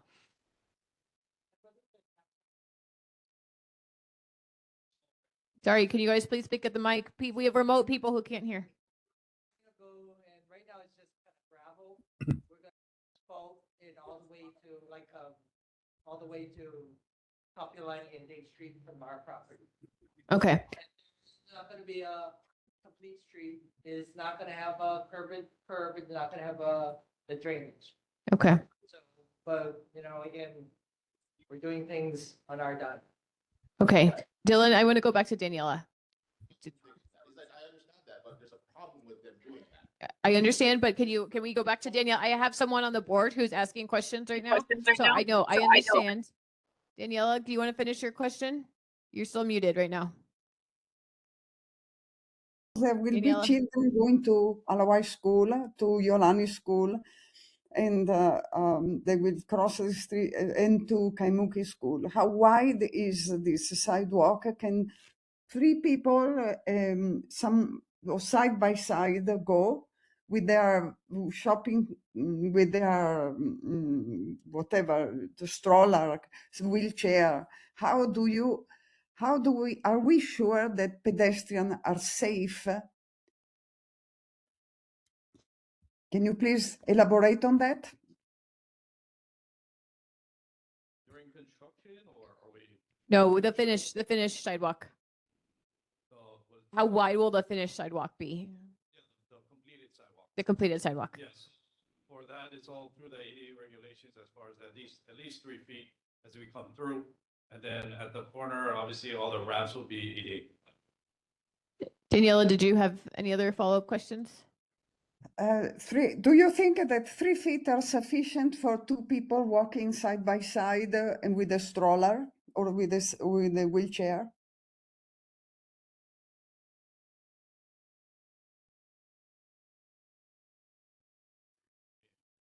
And there are going to be any trees? So you said that it's going to be ADA compliant. And so if it's 3 feet is what ADA compliance is, that means it meets the standard of what you're asking about, which is that, yes, it would be. Danielle, I'm gonna Yeah, move on. okay. Okay, I have other comments, but it seems like the plans are made with pretty much top down. Thank you. Okay. Joanne, go ahead. Okay, well, I maybe have different opinion from everybody else, but it's just my opinion. I am happy that there's a Kuile place because it kind of brings an upscale building to our neighborhood. And as far as Daniela said about the parking, you know, before I've lived here for a long time, you can't walk there anyway. You're talking about 2 or 3 people with a stroller. There were parked cars everywhere, and that's the issue in our area. Parked cars on the sidewalk. We don't have designated sidewalk. Unimproved sidewalks are everywhere. So they will just park their car there, even though they're not supposed to park there. And so even if you're talking about Kapilani, come further down our street, you can see that you can't walk there anyway because the cars are parked there. Their sign says no parking. It's up to people to follow the law, but the people don't follow the law, so they're going to park their car there. So whether you know, talking to the Kobayashi group, they can only do so much. People will have to learn to follow the rules by not parking in a no parking area or not park their car on unimproved sidewalks because that's where people are supposed to walk. So as far as the building itself, I think that it brings a breath of fresh air here. I'd rather have that building than the bridge because the bridge will bring in criminals and more homeless from across Waikiki to our area. That's why I like that. And if you, All right, there's Joanne, a lot any of other traffic. questions for Kobayashi Group? Well, the thing is that I think that what they're doing, I'm kind of interested in looking into that place because I want to sell where I am at.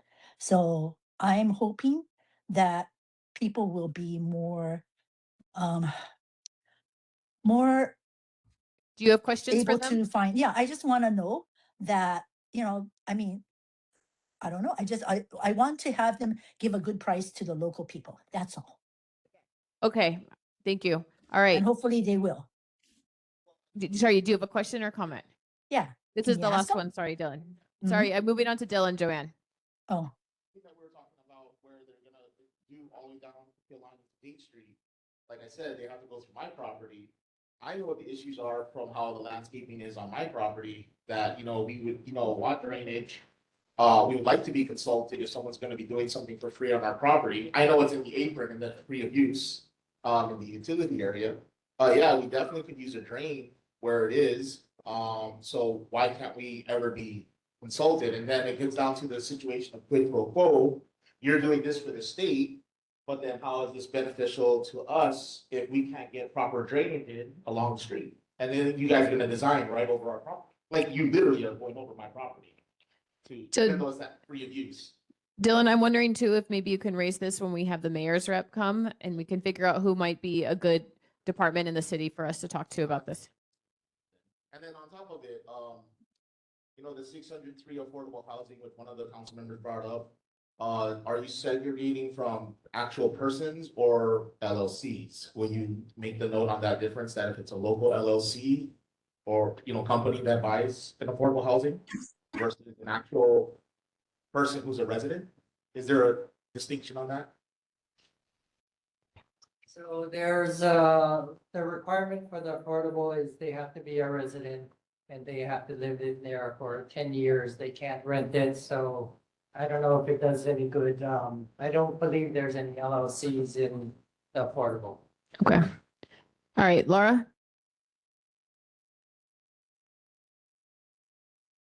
Thank you again. At the outset of this project, I asked several questions. One, I asked for a greater setback so the green space would be observed.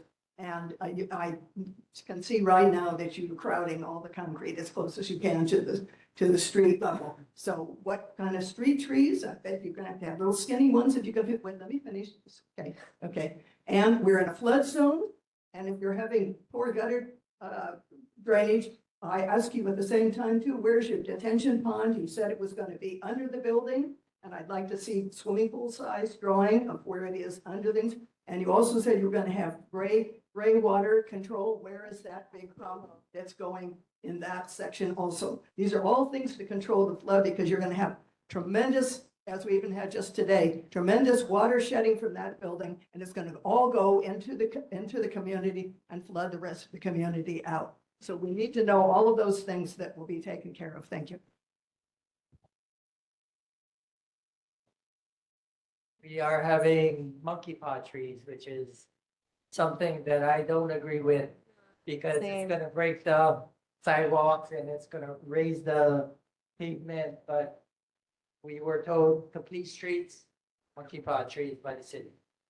Our drainage, we have drainage on site. It's gonna be basically, it's under our parking system. It satisfies what we need to, basically, whatever on-site, water falls on our property, it'll go into those detention basins. Regarding the drainage on the street, we're bringing drainage lines all the way from Kapilani, all the way through Mahiai, connecting to Date Street so Kapilani doesn't flood.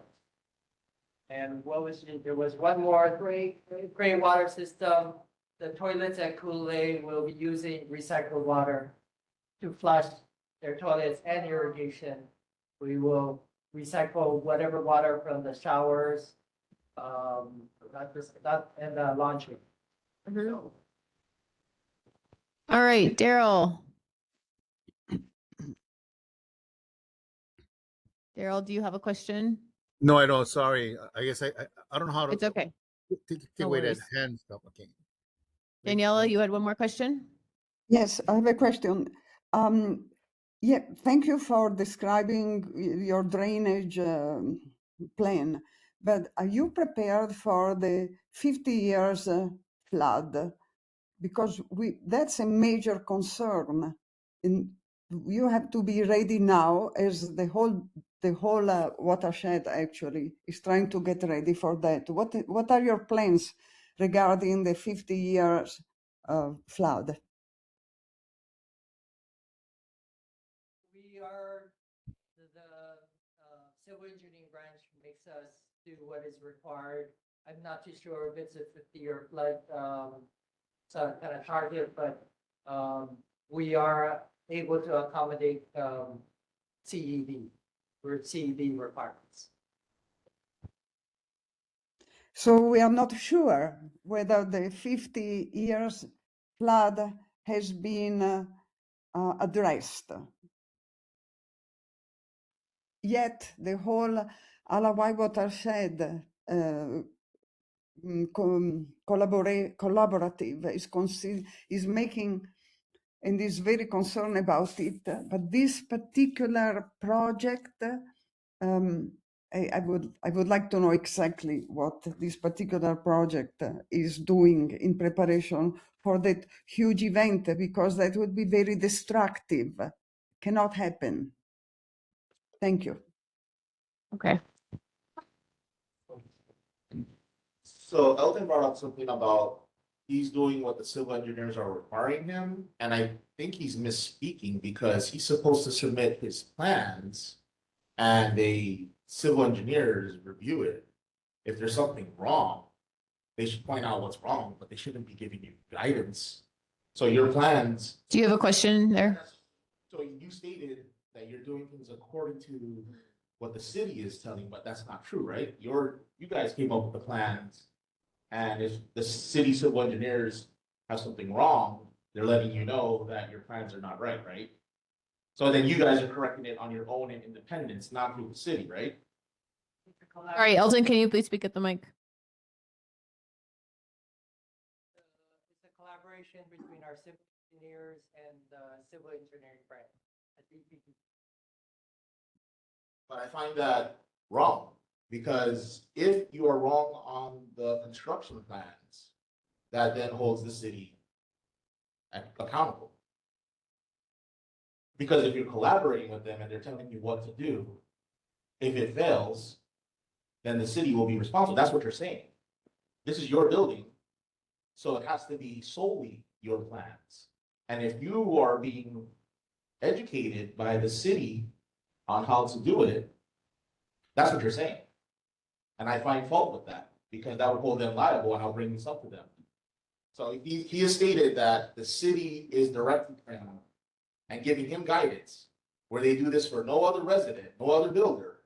They tell you to submit the plans, and if it's wrong, you have to resubmit. Can you bring this up with the mayor's rep? I'll try to do that, yeah. Okay. Because this doesn't sound right. Okay.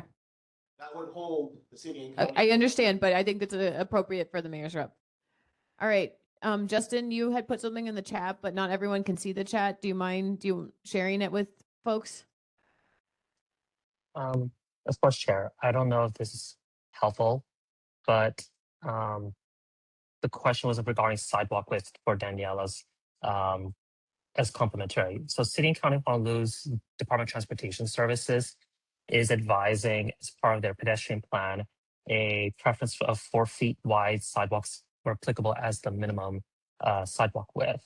However, due to legacy infrastructure and constraints, 3 feet is generally what's being built, at least as of the immediate foreseeable future.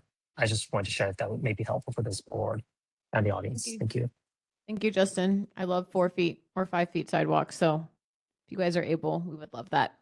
All right. Thank you so much, Kobayashi Group, for coming in. Thank you, everyone, for all the robust discussion. We are going to move on to another robust discussion. We are going to have a presentation by John about Colomini Park. So, John, take it away.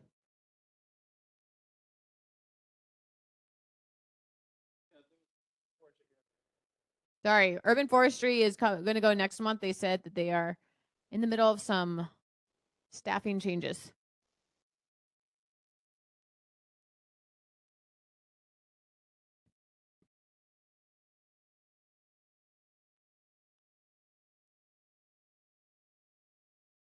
I think you can start talking, and then we'll pull it up as soon as we can. So I am here to speak about a resolution for changing the hours of Colomini Park. Currently, it's open at 5 a.m. and it's open until 10 p.m. And the net effect of that is that when we have people, which is regularly, that are in there at 5 a.m. Making lots of noise, and then we have people at 10 o'clock that invariably every single day stay past 10 o'clock. That police action, particularly at night, and then in the morning, there's nothing we can do about it because it's technically open. So we want to, in order to, and if you do the math on that, if you're calling in something at 10, they don't get out until 11, and sometimes 12, and you only have until 5 to sleep, you're looking at 5 hours of sleep. I personally have a watch that tells me I've gotten an average of 5 hours, 23 minutes of sleep the last 2 years. So there's real effects to that. But anyway, what I'd like to address is we want to change the hours, and I've spoken to people at the Department of Parks and Rec. They're willing and able to do that. They want us to go to the neighborhood board for this. So let me explain a couple things. If we can go back to the first slide, please. So all right, this one, yeah. So the location, you're looking at 1055 Caldwell Place right there. To the left of it, where you see 2 vehicles, that's the entrance. There is a service entrance in the back that only the Humane Society can use, but the Humane Society has washed their hands of the park. They changed CEOs a number of years ago, and they basically, you know, they don't have any responsibility here. So this is the only entrance to the park for most users. And when you go through there, there's a lot of noise. It travels up into the hallways, and you can hear it clear as day, especially if there's arguing, when there's a lot of dogs that are housed down there temporarily. We hear everything. So please go to the next slide. So right now you're looking, the green space there is the park itself. You'll see that one building abuts it on the front. That's 1055 Caldwell Place. And 1055 Powell Place, that's where I live. We all hear all the noise from there, and it's a problem. It starts at 5 almost every single day, and we can't do anything about that. The police, when we try to get police to respond, they can come out there for noise complaints, but it usually doesn't amount to anything, and then the noise continues anyway if anything is done. And then at the other end at 10 p.m. regularly, we have to call the police to have the park cleared. And when they clear it, they're usually clearing out about 10 people and about 8 dogs. So this is a regular occurrence. It also, there's things that come with it. There's a lot of illegal activity. As you've heard, Stadium Park has a lot of the same problems. We have it in spades because if you remember that picture that we just showed, we are boxed in. Stadium Park may have one side abutting a building. We have all 4 sides, closed in. It's a very private space and a lot of things happen back there. We've had shootings back there. We've had all the chop shops. I mentioned earlier, chop shops, bicycles, mopeds, multiple times. They'll tear them apart and then they'll leave pieces of it scattered around. I found them in bushes on the side. I found them in, across over on the land abutting the freeway. So we've got these problems. They go on. I've called the police more times than I can count. If I had a nickel for every time I've had to, I would have bought a house already. But there's nothing that we can really do here. So I've talked with Parks and Rec, and they recommend that we do something along the lines of, asking for a change. They actually suggested the hours of changing it from the hours of 5 a.m. to 6 a.m. And then at the other end, change it from 10 p.m. to 7 p.m. So that was actually their suggestion. And I'm going to grab something real quick. This is the petition that's referenced right here. So this is, I believe, every single unit in our building, somebody signed on and basically, said, yes, we want this. There's only 3, I think 2, I mentioned in here that there's 1 that I didn't get. I looked today and I don't think they're actually there. I've gone multiple times. I've never seen anybody that lives there. I do know that the neighbor on the other side left recently because the noise from down below was too much for him. So he just moved out. So yeah, that's it. Any questions? Thank you, John. Yes. All right, I motion to move forward with resolution. That's what we need to discuss it. All right. All right, who has questions for John? Adendra. Who did you say suggested these hours to you? I missed that. That would be Nate Sirota. Nate works at Parks and Rec. Got it. A Parks and Rec employee. Thank you. All right, any other board members? I have a comment. I think there's an organization that has adopted the park as Purple Mine. did, Yes. yeah. Okay. Are you My in wife used to work there. Okay, so you already know. I know Purple Mine very well. Went through their education program well. Perfect. Got it. The sun is still up at 7 p.m. during the summer. The sun is still up at 7 p.m. during the summer. Would you consider 8 p.m.? So maybe we can, I move to amend this resolution to change the closing hours to 8 p.m. instead of the currently proposed 7 p.m. All right, I have a quick question for that. Are there any places on island that have like sunrise and sundown hours? Do you know? I know you Meaning would- if they change with the seasons? Yeah. No, on the website, I just pulled up all the park closures and it's just set. Yeah. Are you just okay with you? Okay. Pope.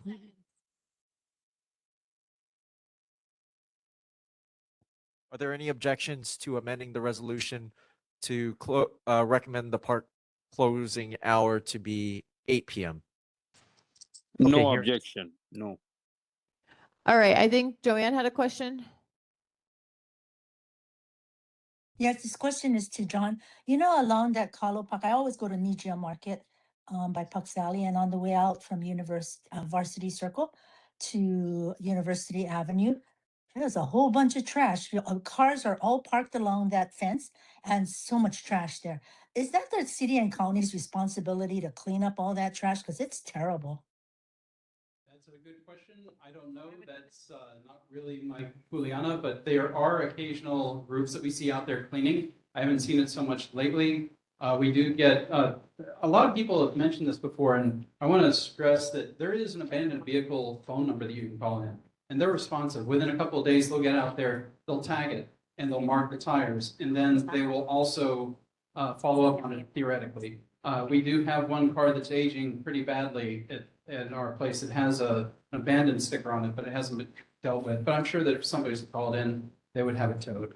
But that's abandoned vehicles do get dealt with. So if you have an abandoned vehicle issue, please call it in. I can get your phone number. I've got it on my phone. I'm sorry, did I miss your question or? Okay. No, I just I asked just want, about all the right. trash.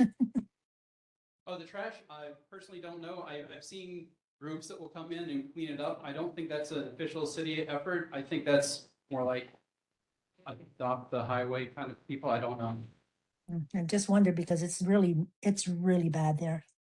I Okay. agree. Joanne, maybe you can ask your comment to city and county as well. I will. I think they'll know more. Okay. All right. I just wanted to make a comment that John has put forth this resolution before, maybe 2022, 2023. Anyway, yeah. Directly after Quile Place came in and half the board left. All right. Well, I wanted to say that I voted against it then. I don't really like closing parks and I like public spaces. But I have been sufficiently persuaded by John about the challenges of sleeping and going about life in that situation. So thank you, John, for doing the homework and working with all the different stakeholders to try to make your community a place where people can get a good night's sleep. And hopefully we can figure out how to help your neighbors who are currently living in the park too. Because, yeah. All right. Let's vote. You want a roll call vote? Okay. Okay, to adopt the resolution for Kahlo Mini Place Park, and it's 8 p.m. Park closure recommendation, correct? And 6 a.m. at the other side. And 6 a.m. park opening. Got it. Okay, Aldana, Aye. Erickson, Aye. Johnson, Aye. Kachuk,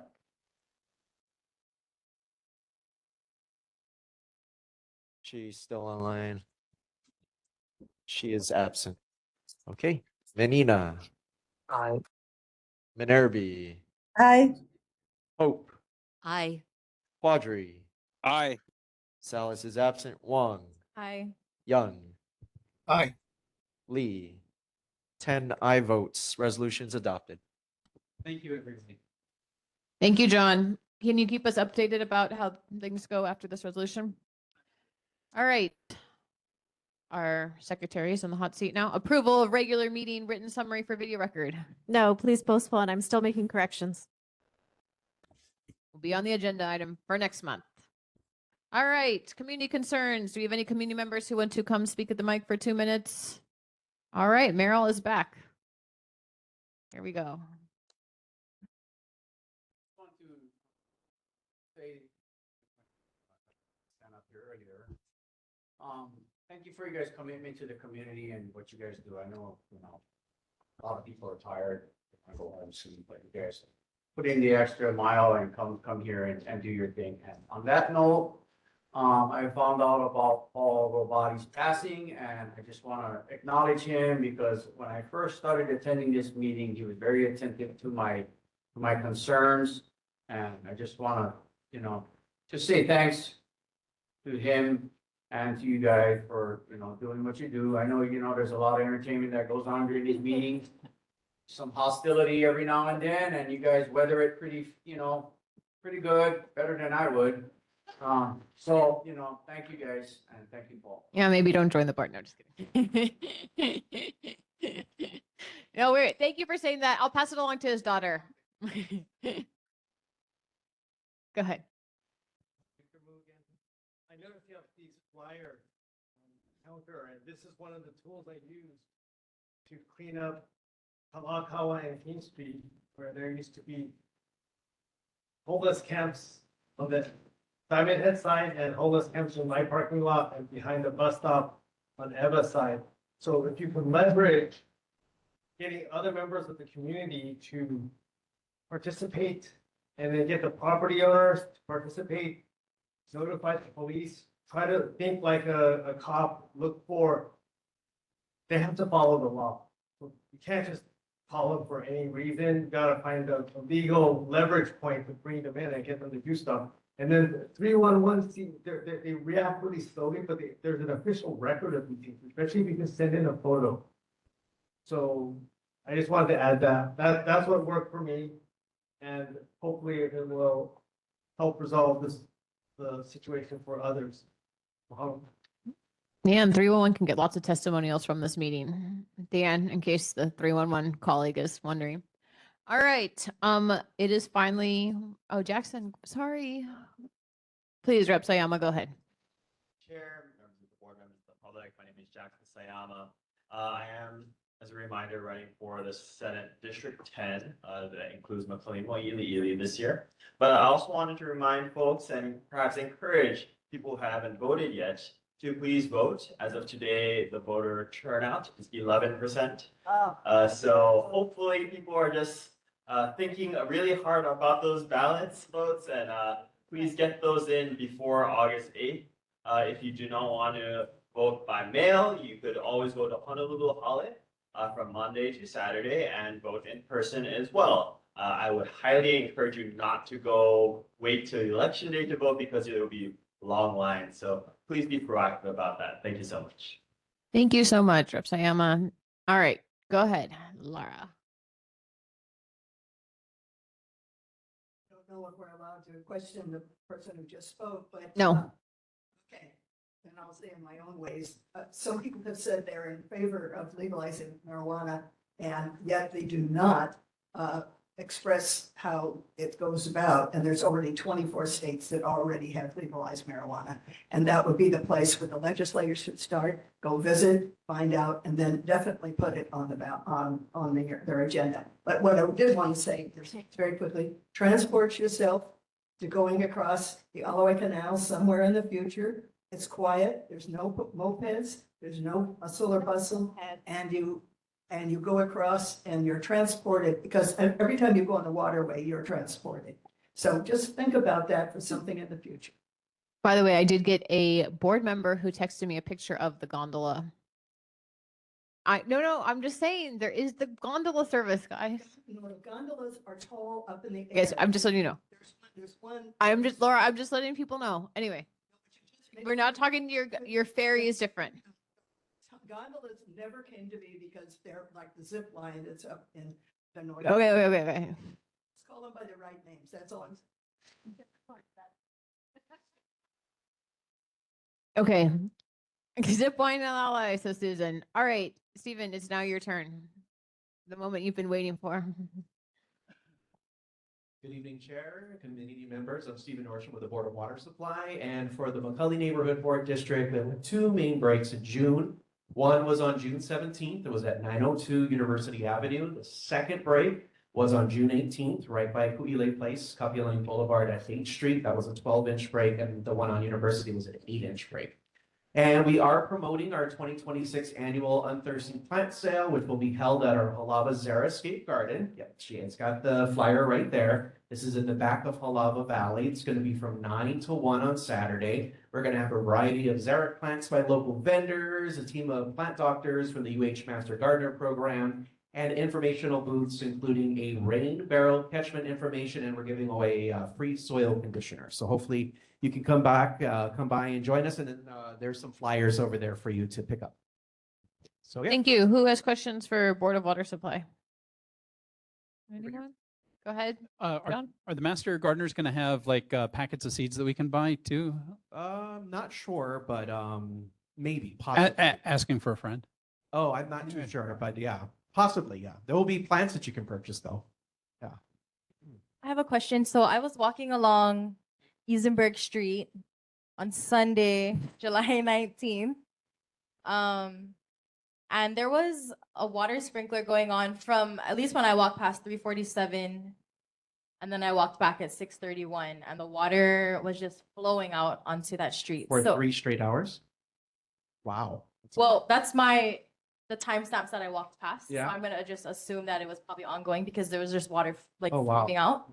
I can get you the address, but I was wondering, would the steps be to report it to 311, or is it best to go directly? Oh, go to directly to us, yeah. So you can, for water waste, you can contact us at 808-748-5041. That's 808-748-5041. Or you can go to our website. There is a report water waste on our website, and we follow up on it immediately. So you said it was 347? It was the timestamps on my Oh. camera. I can get you the address. Oh, okay, yeah, and then I'll follow up on that. I'll make sure. A It lot was- of times the timers get messed up, or even it's like sprinkler heads, they get damaged when people walk by.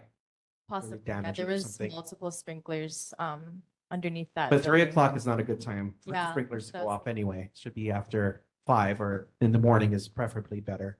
Kayla Hilani, I was telling Steve that I like to be a Karen about the water stuff. I found the timestamps for Market City, 2 o'clock Oh, in the afternoon. I will follow up on that. I won't, yeah. And I have lots of sprinklers or pictures of the water being everywhere but the grass. Do you remember the date that occurred? Yes, it was July 18th.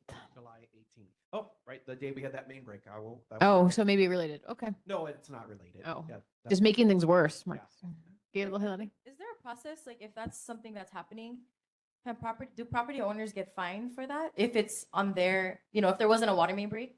Yeah, no, they don't actually get fined. So what we do is the first step is we inform them. So we'll do a phone call or we'll do a letter. If that doesn't work, then we escalate the issue, and it could be a variety of shutting off the water maybe, or something more serious, but we don't do that right away. We're very kind. Water is an essential need, so we'll work very closely with the property owner to make sure that issue is taken care of. All right, Daniela. Yes, back to the 50 years flood. Board of Water Supply, what wouldn't Board of Water Supply be interested in the use of all the water that could be collected in detainment ponds? Has the Board of Water Supply thought about that use of that huge amount of water, the pool size amount of water that could be used? Are you talking like And catchment? how? Like rain catchment or recycled water? And when the water of the flood comes, storm water and rivery water, it could be all channel in detainment basin. What will the Board of Water Supply do with that water? And how could use that water with whatever engineering ideas they might have? Thank you. Oh, yeah, good question. From what I can answer, I can take that back as well, but we don't really deal with stream water. Stream water is dealt with by the Department of Facility Maintenance. All of our drinking water is all groundwater sources, so no surface water at all. But we do, talking about extra water, we do catchment and we do recycled water, but that's a little different. That's from the wastewater, where we treat the wastewater from E&V and then we use that for recycled water, but that's on the west side. But thank you. Yeah, I'll follow up and see if I can get a response from you, but I think that's more of a DFM question. All Would be right, thank good- Excuse me, one more thing. Would be good, since we are talking about water anyway, the Board of Water Supply, wastewater, and whatever department deals with that issue can come together to discuss it. Otherwise, it's very hard to make suitable plans for the flood. Daniela, Thank maybe you. you can address this in your committee. You can invite some people to come to the Yes, committee to yes, talk about this. I will. Okay. Thank you. All right. Thank you, Steven. Thank you. All right. Dan.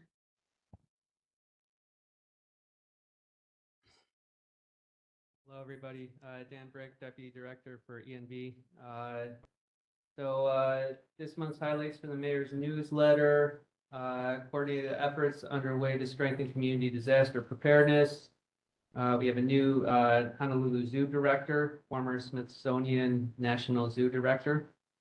There's a leadership change in the managing director's office. Tweener of Waikiki starts with new enclosed trash receptacles. There's major infrastructure improvements underway in Kailua and travel and leisure places in Honolulu in the top tier of the U.S. public transportation system. So as always, mayor's newsletter, honolulu.gov/mayor/newsletter. One update on school zones. There's going to be lower speed limits that will be coming out.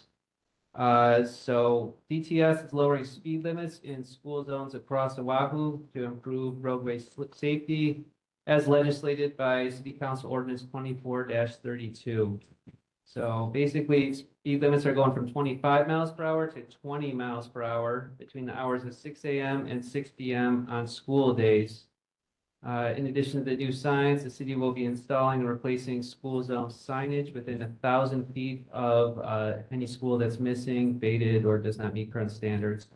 So there's more than 200 schools on our island, and these changes will be implemented in phases over the coming years, starting near public schools.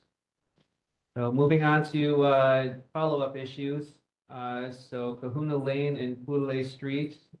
What is the status of DFM PSW 0-39342 for new stop and no parking signage? So DFM's Division of Road Maintenance crews completed the installation of pavement markings and signs per the plan on July 1st, 2026. Next, we have reinstallation of drinking fountains. When will DPR reinstall drinking fountains? At the Alawai Neighborhood Park and Alawai Community Park. And so one drinking fountain was reinstalled on July 7th. And the other drinking fountain, my update says will be installed by July 15th, but that has already happened. So I'm assuming that they're both there now. So Kala Place Mini Park enforcement. So thank you for that presentation. So I have a response from HPD on that. So HPD understands the community concerns regarding the park closure enforcement at the mini park during overnight hours. Pursuant to the park's closure ordinance, the park is closed to the public from 10 p.m. to 5 a.m. and enforcement of the park closure hours must occur during those hours. The park is legally closed. Conducting enforcement during daytime hours would not address the violation of the established park closure. So officers will continue to exercise discretion when carrying out enforcement action and will strive to balance effective enforcement with consideration for the surrounding community whenever practical. However, enforcement during overnight closure period remains necessary to ensure compliance with park closure regulations. That's the update on that. Bus delays. So there was a concern about cancellations and delays with the bus, specifically Route 2 and 2L buses from Kalihi Transit Center to Waikiki Kahala Mall. They were canceled on Friday, June 26 from 2:47 to 3:46 p.m. Why were these buses canceled? And what is the bus doing to prevent future cancellations and delays on bus routes? So these routes, the cancellation was a result of labor shortages that arose that day. Notice of absences from bus operations are usually received the same day of the absence. So managers seek replacements, but they're not always successful at finding personnel to fill in. So the result is some service on certain routes may be canceled, which appears to have occurred during the time period mentioned. DTS apologizes for the inconvenience and any delays of riders on those routes. The staff of Oahu Transit Service, OTS, the City Transit Management Service contractor and operator of the bus and DTS staff continue to work together to improve the ability to anticipate and thereby manage unpredictable disruptions in the availability of resources, which would be labor and equipment. that cause interruptions in operation of routes on the bus system. Next, we have a right turn on red issue.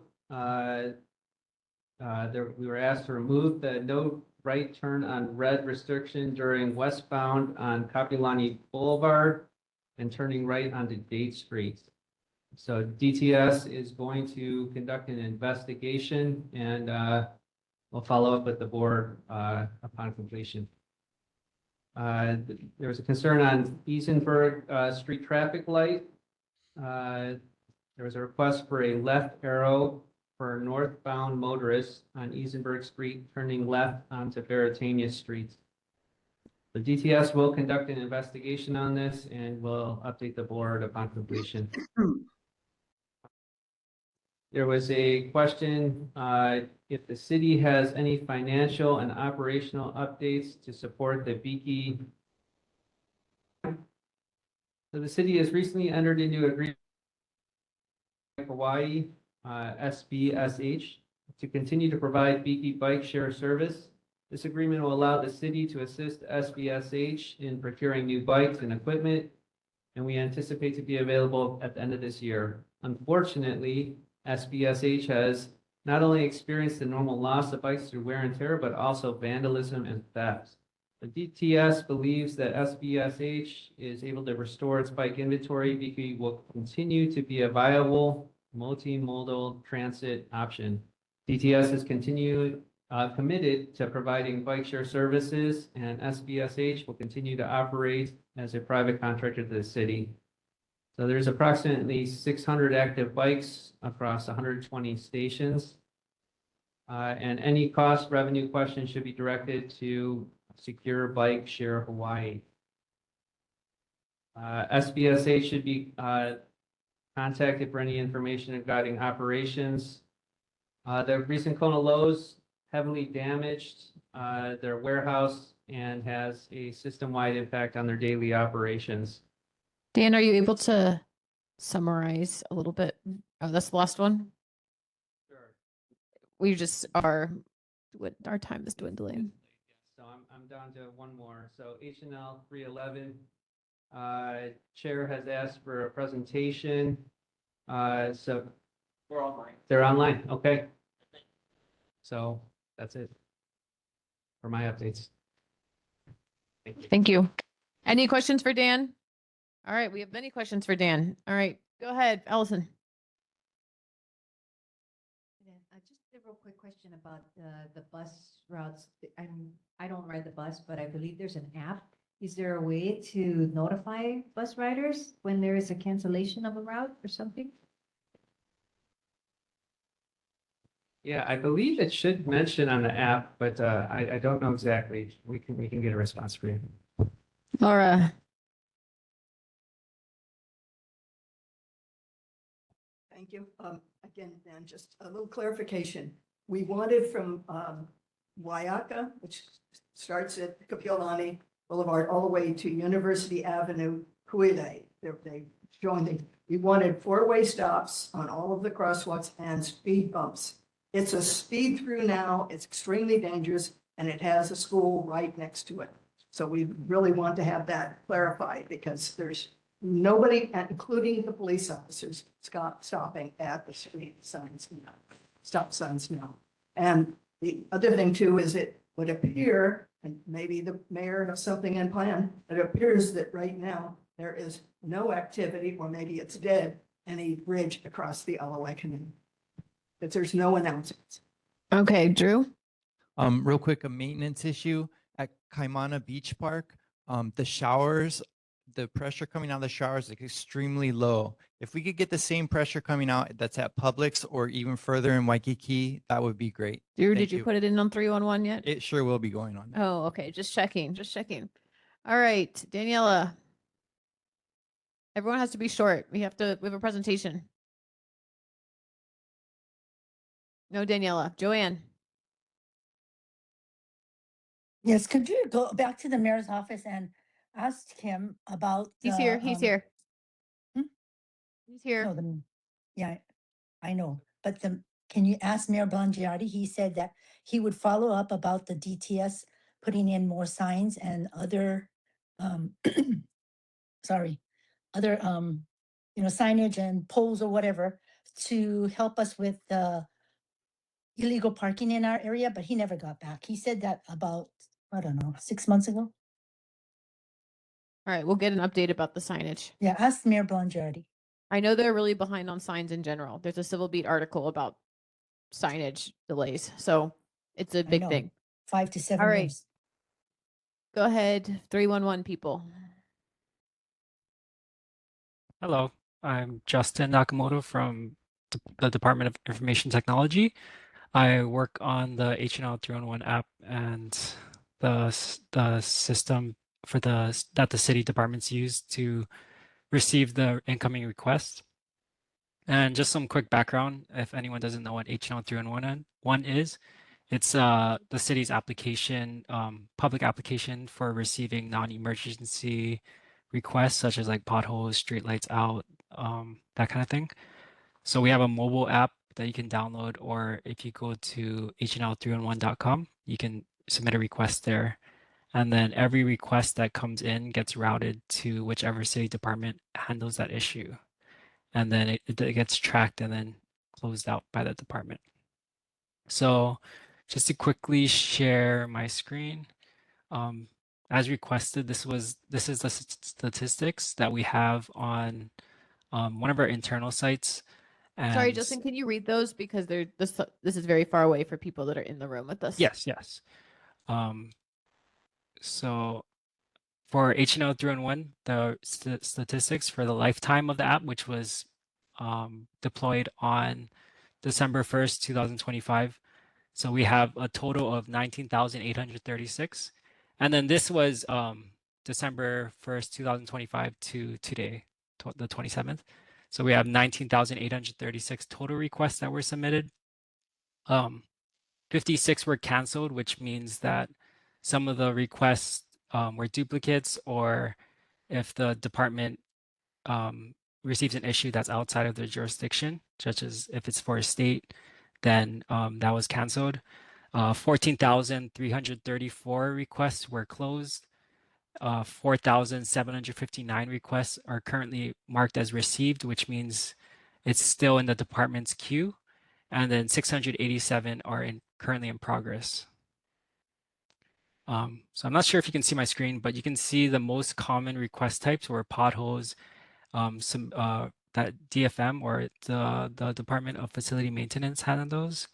And then other, which is just a general request type where they just type in the description, abandoned vehicles, mainly from customer services, and then street light.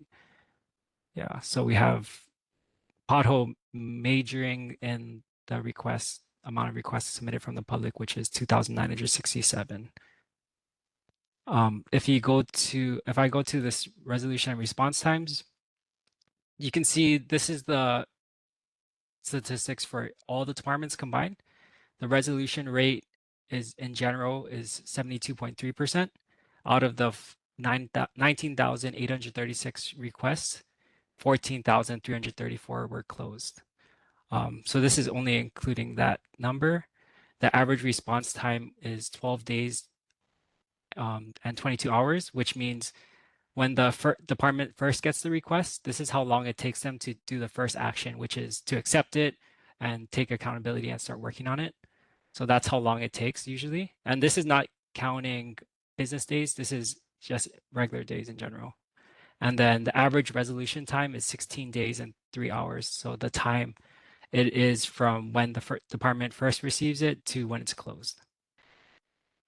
And as you can see, if you see by the department, DFM or Department of Facility Maintenance receives the most out of any department, and their resolution rate is 63.1%. Average response is 20 days and 7 hours, and then the average resolution is 20 days and 18 hours.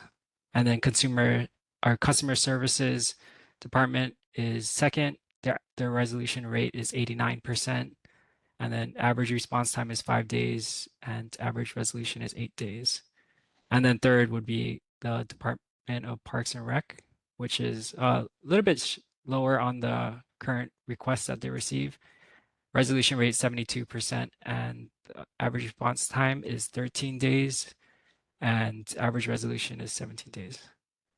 Yeah. And it looks like your department is doing the best. You guys had 94% and 2-day wait.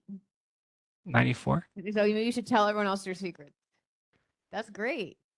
Well, I'm Okay. DIT, so I'm not on here. We don't receive 3-in-1 requests. Yeah. ENV is it more? Oh, I'm not oh, part I'm of just, DNB. Sorry.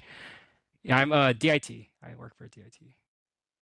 okay. No, we're just congratulating our mayoral rep for Oh, owning it. I see. His stats look really good. Yeah. All right. Any quick questions, John? Quick question here. It looks like you're using Salesforce or maybe ServiceNow there. I'm kind of curious if if the city has any intentions of exporting any of that data into public data sets. So we have different sources for state data and stuff like that. I was wondering if the city makes any of that data available so other people can play with the data and look at it. This is actually an internal application that we use in the city to manage the requests that were coming in. So I know that we have a public data portal that we use for displaying the last 30 days, but not anymore. So if you go to, yes. Sorry, I'm asking actually about the data sets themselves, not the city's view of the data, but for those of us in the community, there's a lot of quote unquote public hackers that like to get a hold of, yes, open data, so we can take the data sets and just look at it in different ways. Think of it, we like to, look at and think of the data differently and just, see what we can find in there. So we're just, I was just curious if this data is made publicly available in some raw format, CSV, whatever it might be. I think currently we don't have that feature on 3-in-1. But it's something that we can look into if it's needed from most of the public. Yeah. Can I make a request through HNL 311 for that? And is there a department to direct that to? That I'm not too sure. Yeah, I'm just one of the main developers, but I don't kind of handle the calls on the what's needed. Yeah. Okay, thank you. All right, Johnny May. Thank you, Chair. Very impressive data. I use it a lot. I think the state of Hawaii needs to have something like that as well. Thank you. Yeah, thank you. All right. That was awesome, Justin. Maybe you should come back next year and give us a more report when we have more data. That was super fascinating. All right. Thank you, Dan, for making that presentation happen. And good congrats on your awesome department too. We're proud of you. All right. Taylor, are you here?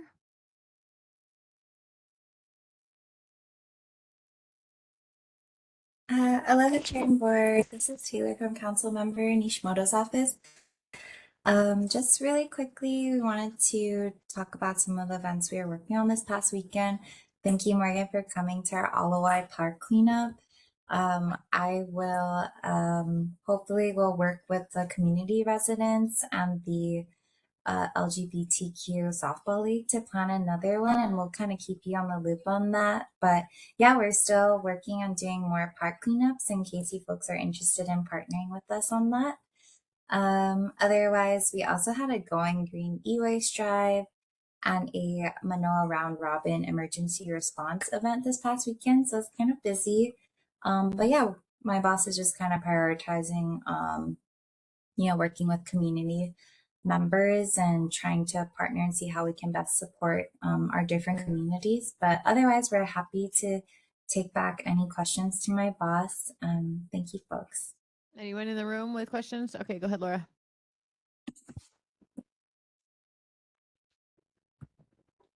Very quickly, Dave, could you please ask the council member Nishimoto to have Chair Waters clarify his unwise remark that he wanted to turn the old stadium park into softball fields. We across the street, we already have 2 fields, and he's not even in his Waters district. And I think for him to even mention something in an offhanded way was inappropriate. So please ask Scott to take care of that. Thank you. Oh, sorry, was that something that happened recently? When did it happen? It was at the last neighborhood board I was at. Maybe that was Waikiki or Diamond Head or okay. remember which neighborhood board, but it was there and so it's recorded.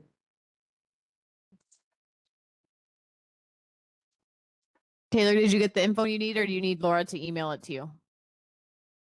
Yeah, I mean, well, yeah, Laura, you're welcome to email us both and Chair Waters' office. I'm just gonna forward it to them. Laura, did you catch that? Taylor's saying if you can email their office and Chair Waters' office, and you can include the video of it, that would be helpful. Okay. All right. Go ahead, Joanne. Hi, Taylor, did you, Sophia is your Yes. receptionist, right? Called several Yes. times and relayed messages to her to relay to Scott Nishimoto. And so far, I have not gotten any answer. And the last time I was at this board meeting, which was probably a couple months ago, I asked you the same thing about what he was doing for illegal parking, homeless in the park, the number of transitional housings coming into our neighborhood, and then also add on to the illegal gambling. I have not heard a word. I have dealt with Ikaika Oates, who is a representative for the state. And then when you guys were in the state, you told me you couldn't do anything because that was a city and county issue. So now that you're in the city and county, I'm still not getting any answers. Can you explain why I do not get any response from you guys? Am I on your S list that you do not respond to, Joanne Ochi? I don't know. It's very frustrating because you represent our neighborhood.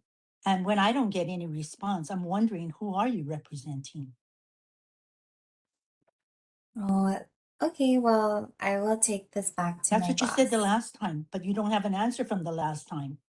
You told me you'd take it to your boss and you'd get back to me. Joanne, So this is getting back to me. No, it's very frustrating, okay? Very frustrating. So Okay. what is your reply to getting back to me?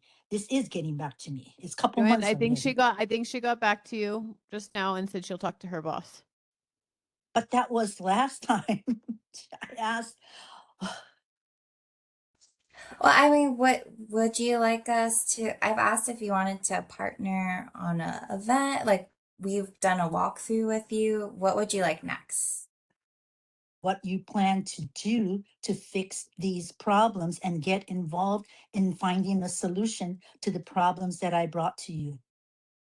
Well, my boss has been very active in trying to introduce city council legislation for transitional housing and trying to provide more protections for our residents currently so that I think Bill we have 7 enough transitional housing in our neighborhood, and even the Dimish charity is going to bring in prisoners, right?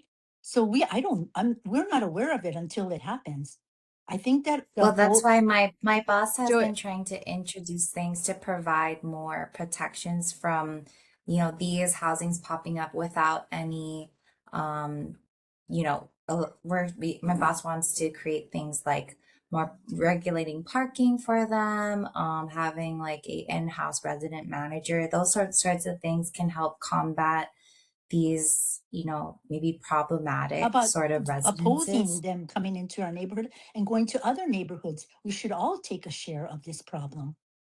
Well, my boss has definitely Right, been Joanne- vocal. I don't know if you. Well, why don't you contact me then?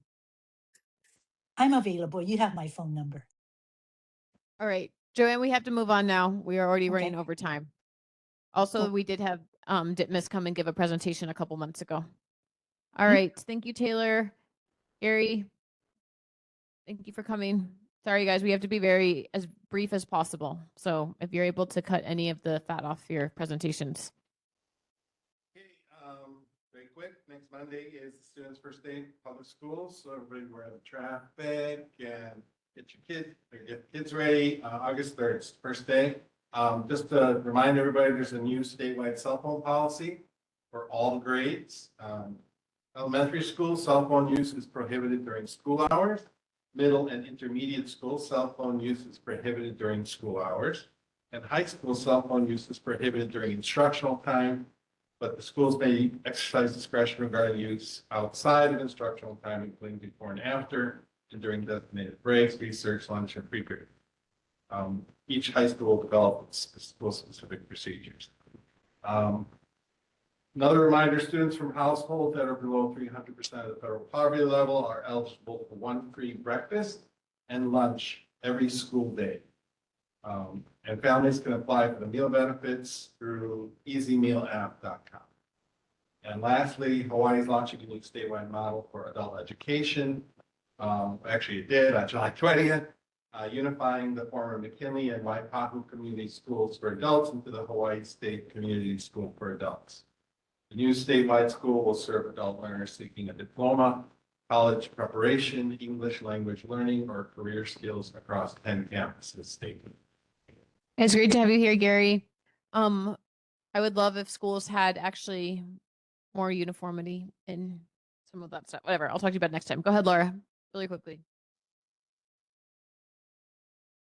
I hope that the DOE will clarify the consolidation of the.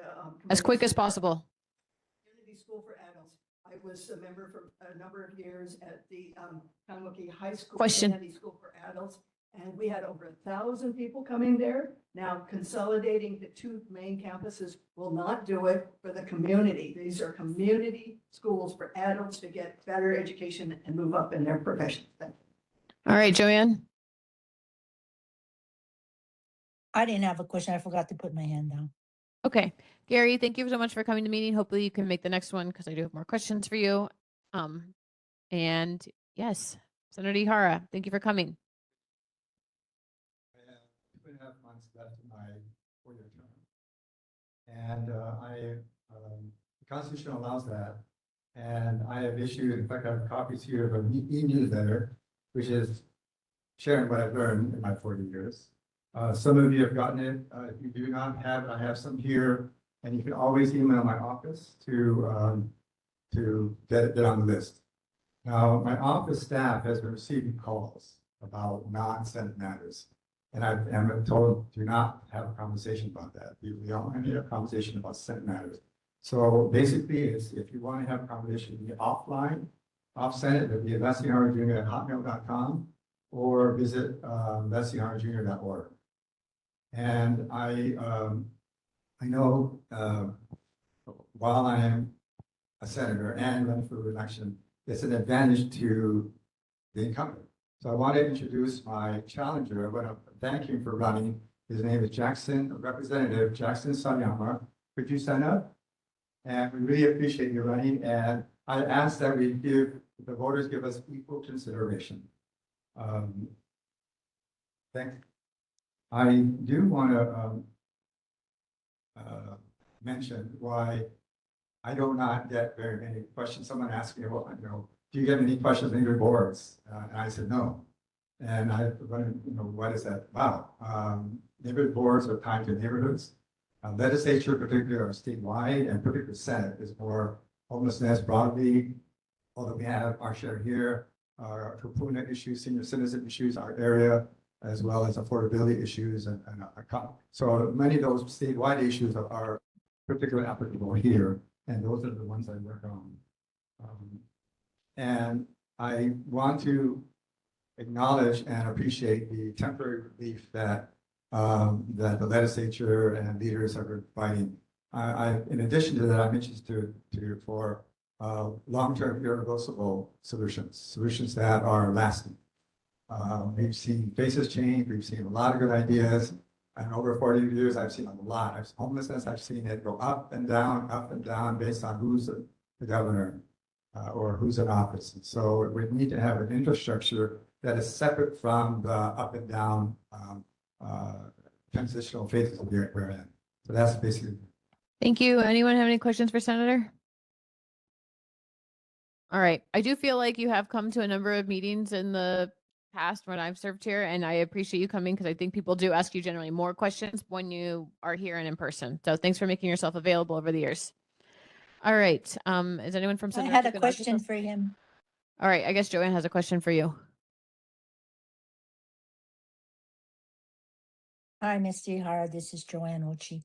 But I just wanted to say what you just said at the end about the up and down, you know, uh, going on there in the legislature. I think that people there, and maybe you as an old timer, can maybe tell them to think about the people, because I think they vote according to who's their friend there, and who they know and who they like, and that's not representing the people. Thank you. I appreciate that comment. All right, Venus, I see you on. Yes. Hi. Can you Senator hear me Moriwaki. okay? Kind Can of. you Our hear me? internet is not very great, but it's okay. Go ahead. Oh, okay. So Venus here from Senator Moriwaki's office. So the governor's deadline to sign bills into law or veto was July 15th. So some highlights that Senator Moriwaki wanted to bring up are Kapuna bills that Governor Green recently signed. They include measures that expand in-home care, improved hearing loss services, strengthen dementia support, and explore long-term care financing options. District 12 continues to benefit from investments in public infrastructure, environmental improvements at the Alawai Small Boat Harbor, and funding for Waikiki Beach and Ala Moana Beach Park. I have inserted a link to our neighborhood board report for details on those bills and the dollar figures for those infrastructure developments. If you'd like more information on these updates, please see that link in the chat or contact our office at 586-6740. Again, that's 586-6740. And I'm open to any questions I can take back to the senator. Any questions for Venus? All right, go ahead, John. Quick question. Can you elaborate a little bit more on the hearing services? Parent of a child. Yes. Yeah. Yes. Okay. So the HB 1974 is the hearing loss plan. It improves hearing loss screening and care. And again, I don't. If you look on our website, the Capitol website, you could look up that bill number, and it has all of the verbiage and all of the details regarding that bill that passed and that the governor had signed into law. And so do you know how to get onto the website, the Capitol website? Again, that's Yes. HB 1974. Mm-hmm. Yeah. Yes, I yes. can So find it. you will. Thank you. Okay, and if you have any questions, feel free to call our office. We'll be happy to elaborate. And if you want to get Senator Moriwaki's take on it, or more information about what's in that bill, feel free to reach out. Any other questions? Thanks, Venus. We appreciate you. We have to Thank move you. on now. Representative Okay, Olds, thanks for thank coming you. in person.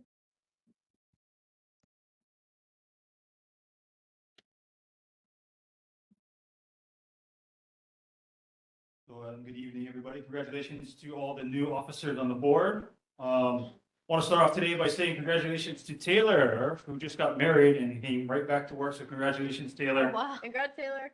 Throwing that out there. Thank you for working, Taylor. Just going to highlight one bill that was signed into law. Recently was Act 29, the e-bike bill. I know e-bikes have been historically brought up a lot as being problematic.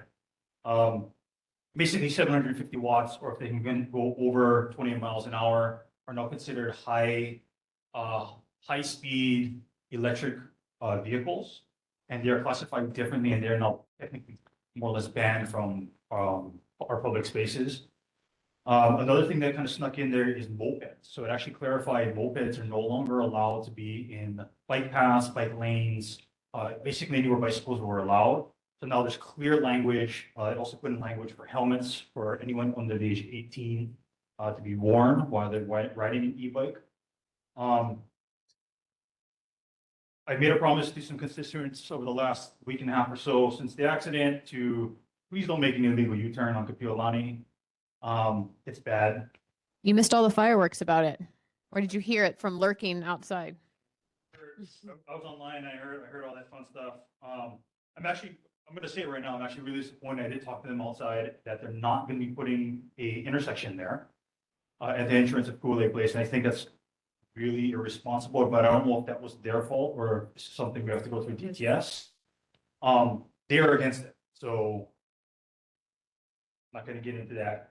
And for pedestrians, make sure you look before you enter a crosswalk, get off your cell phone, and don't enter the crosswalk until the flashing, if a flashing hand or solid hand is displayed, you're technically jaywalking.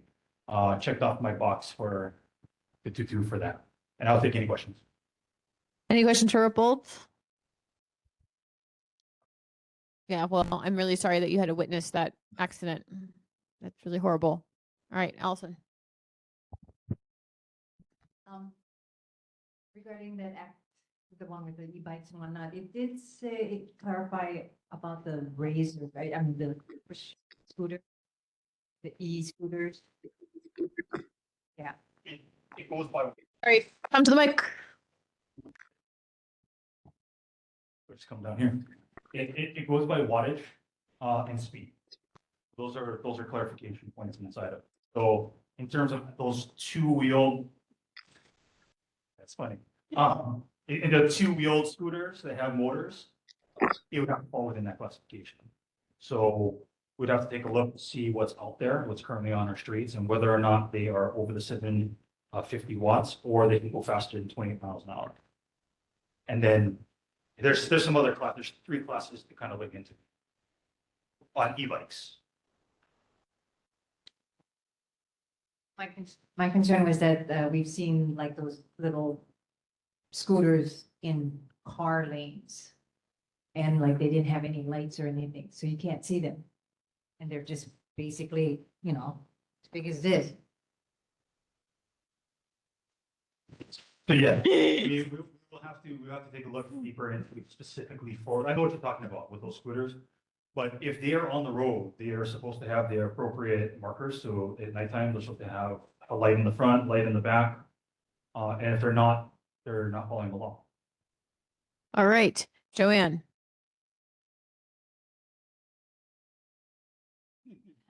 Okay, sorry.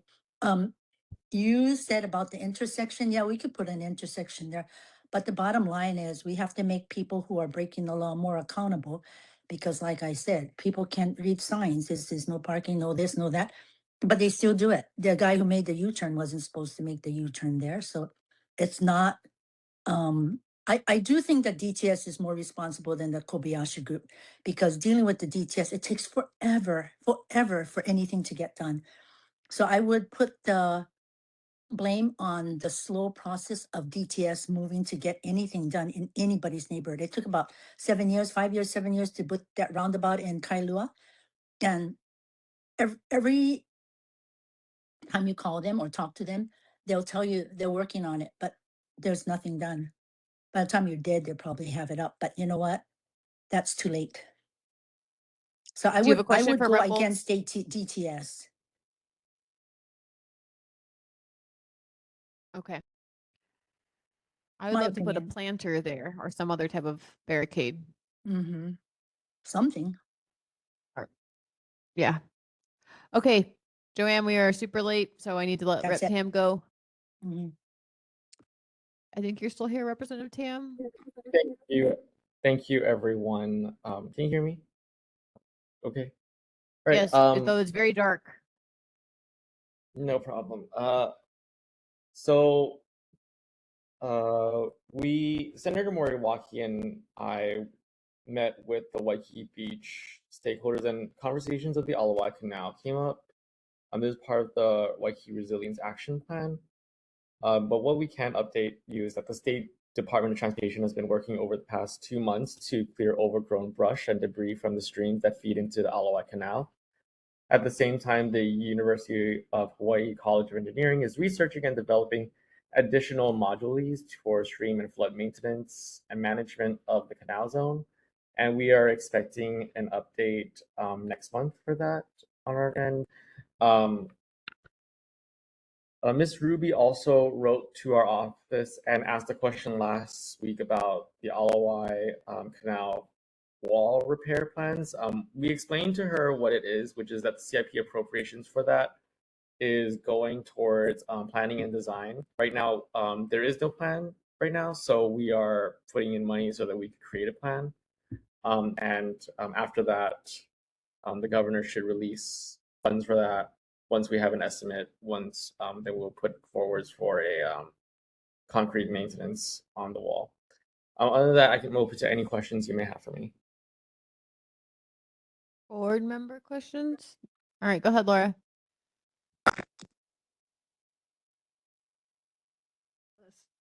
Thank you, Representative, for answering my questions, so to speak.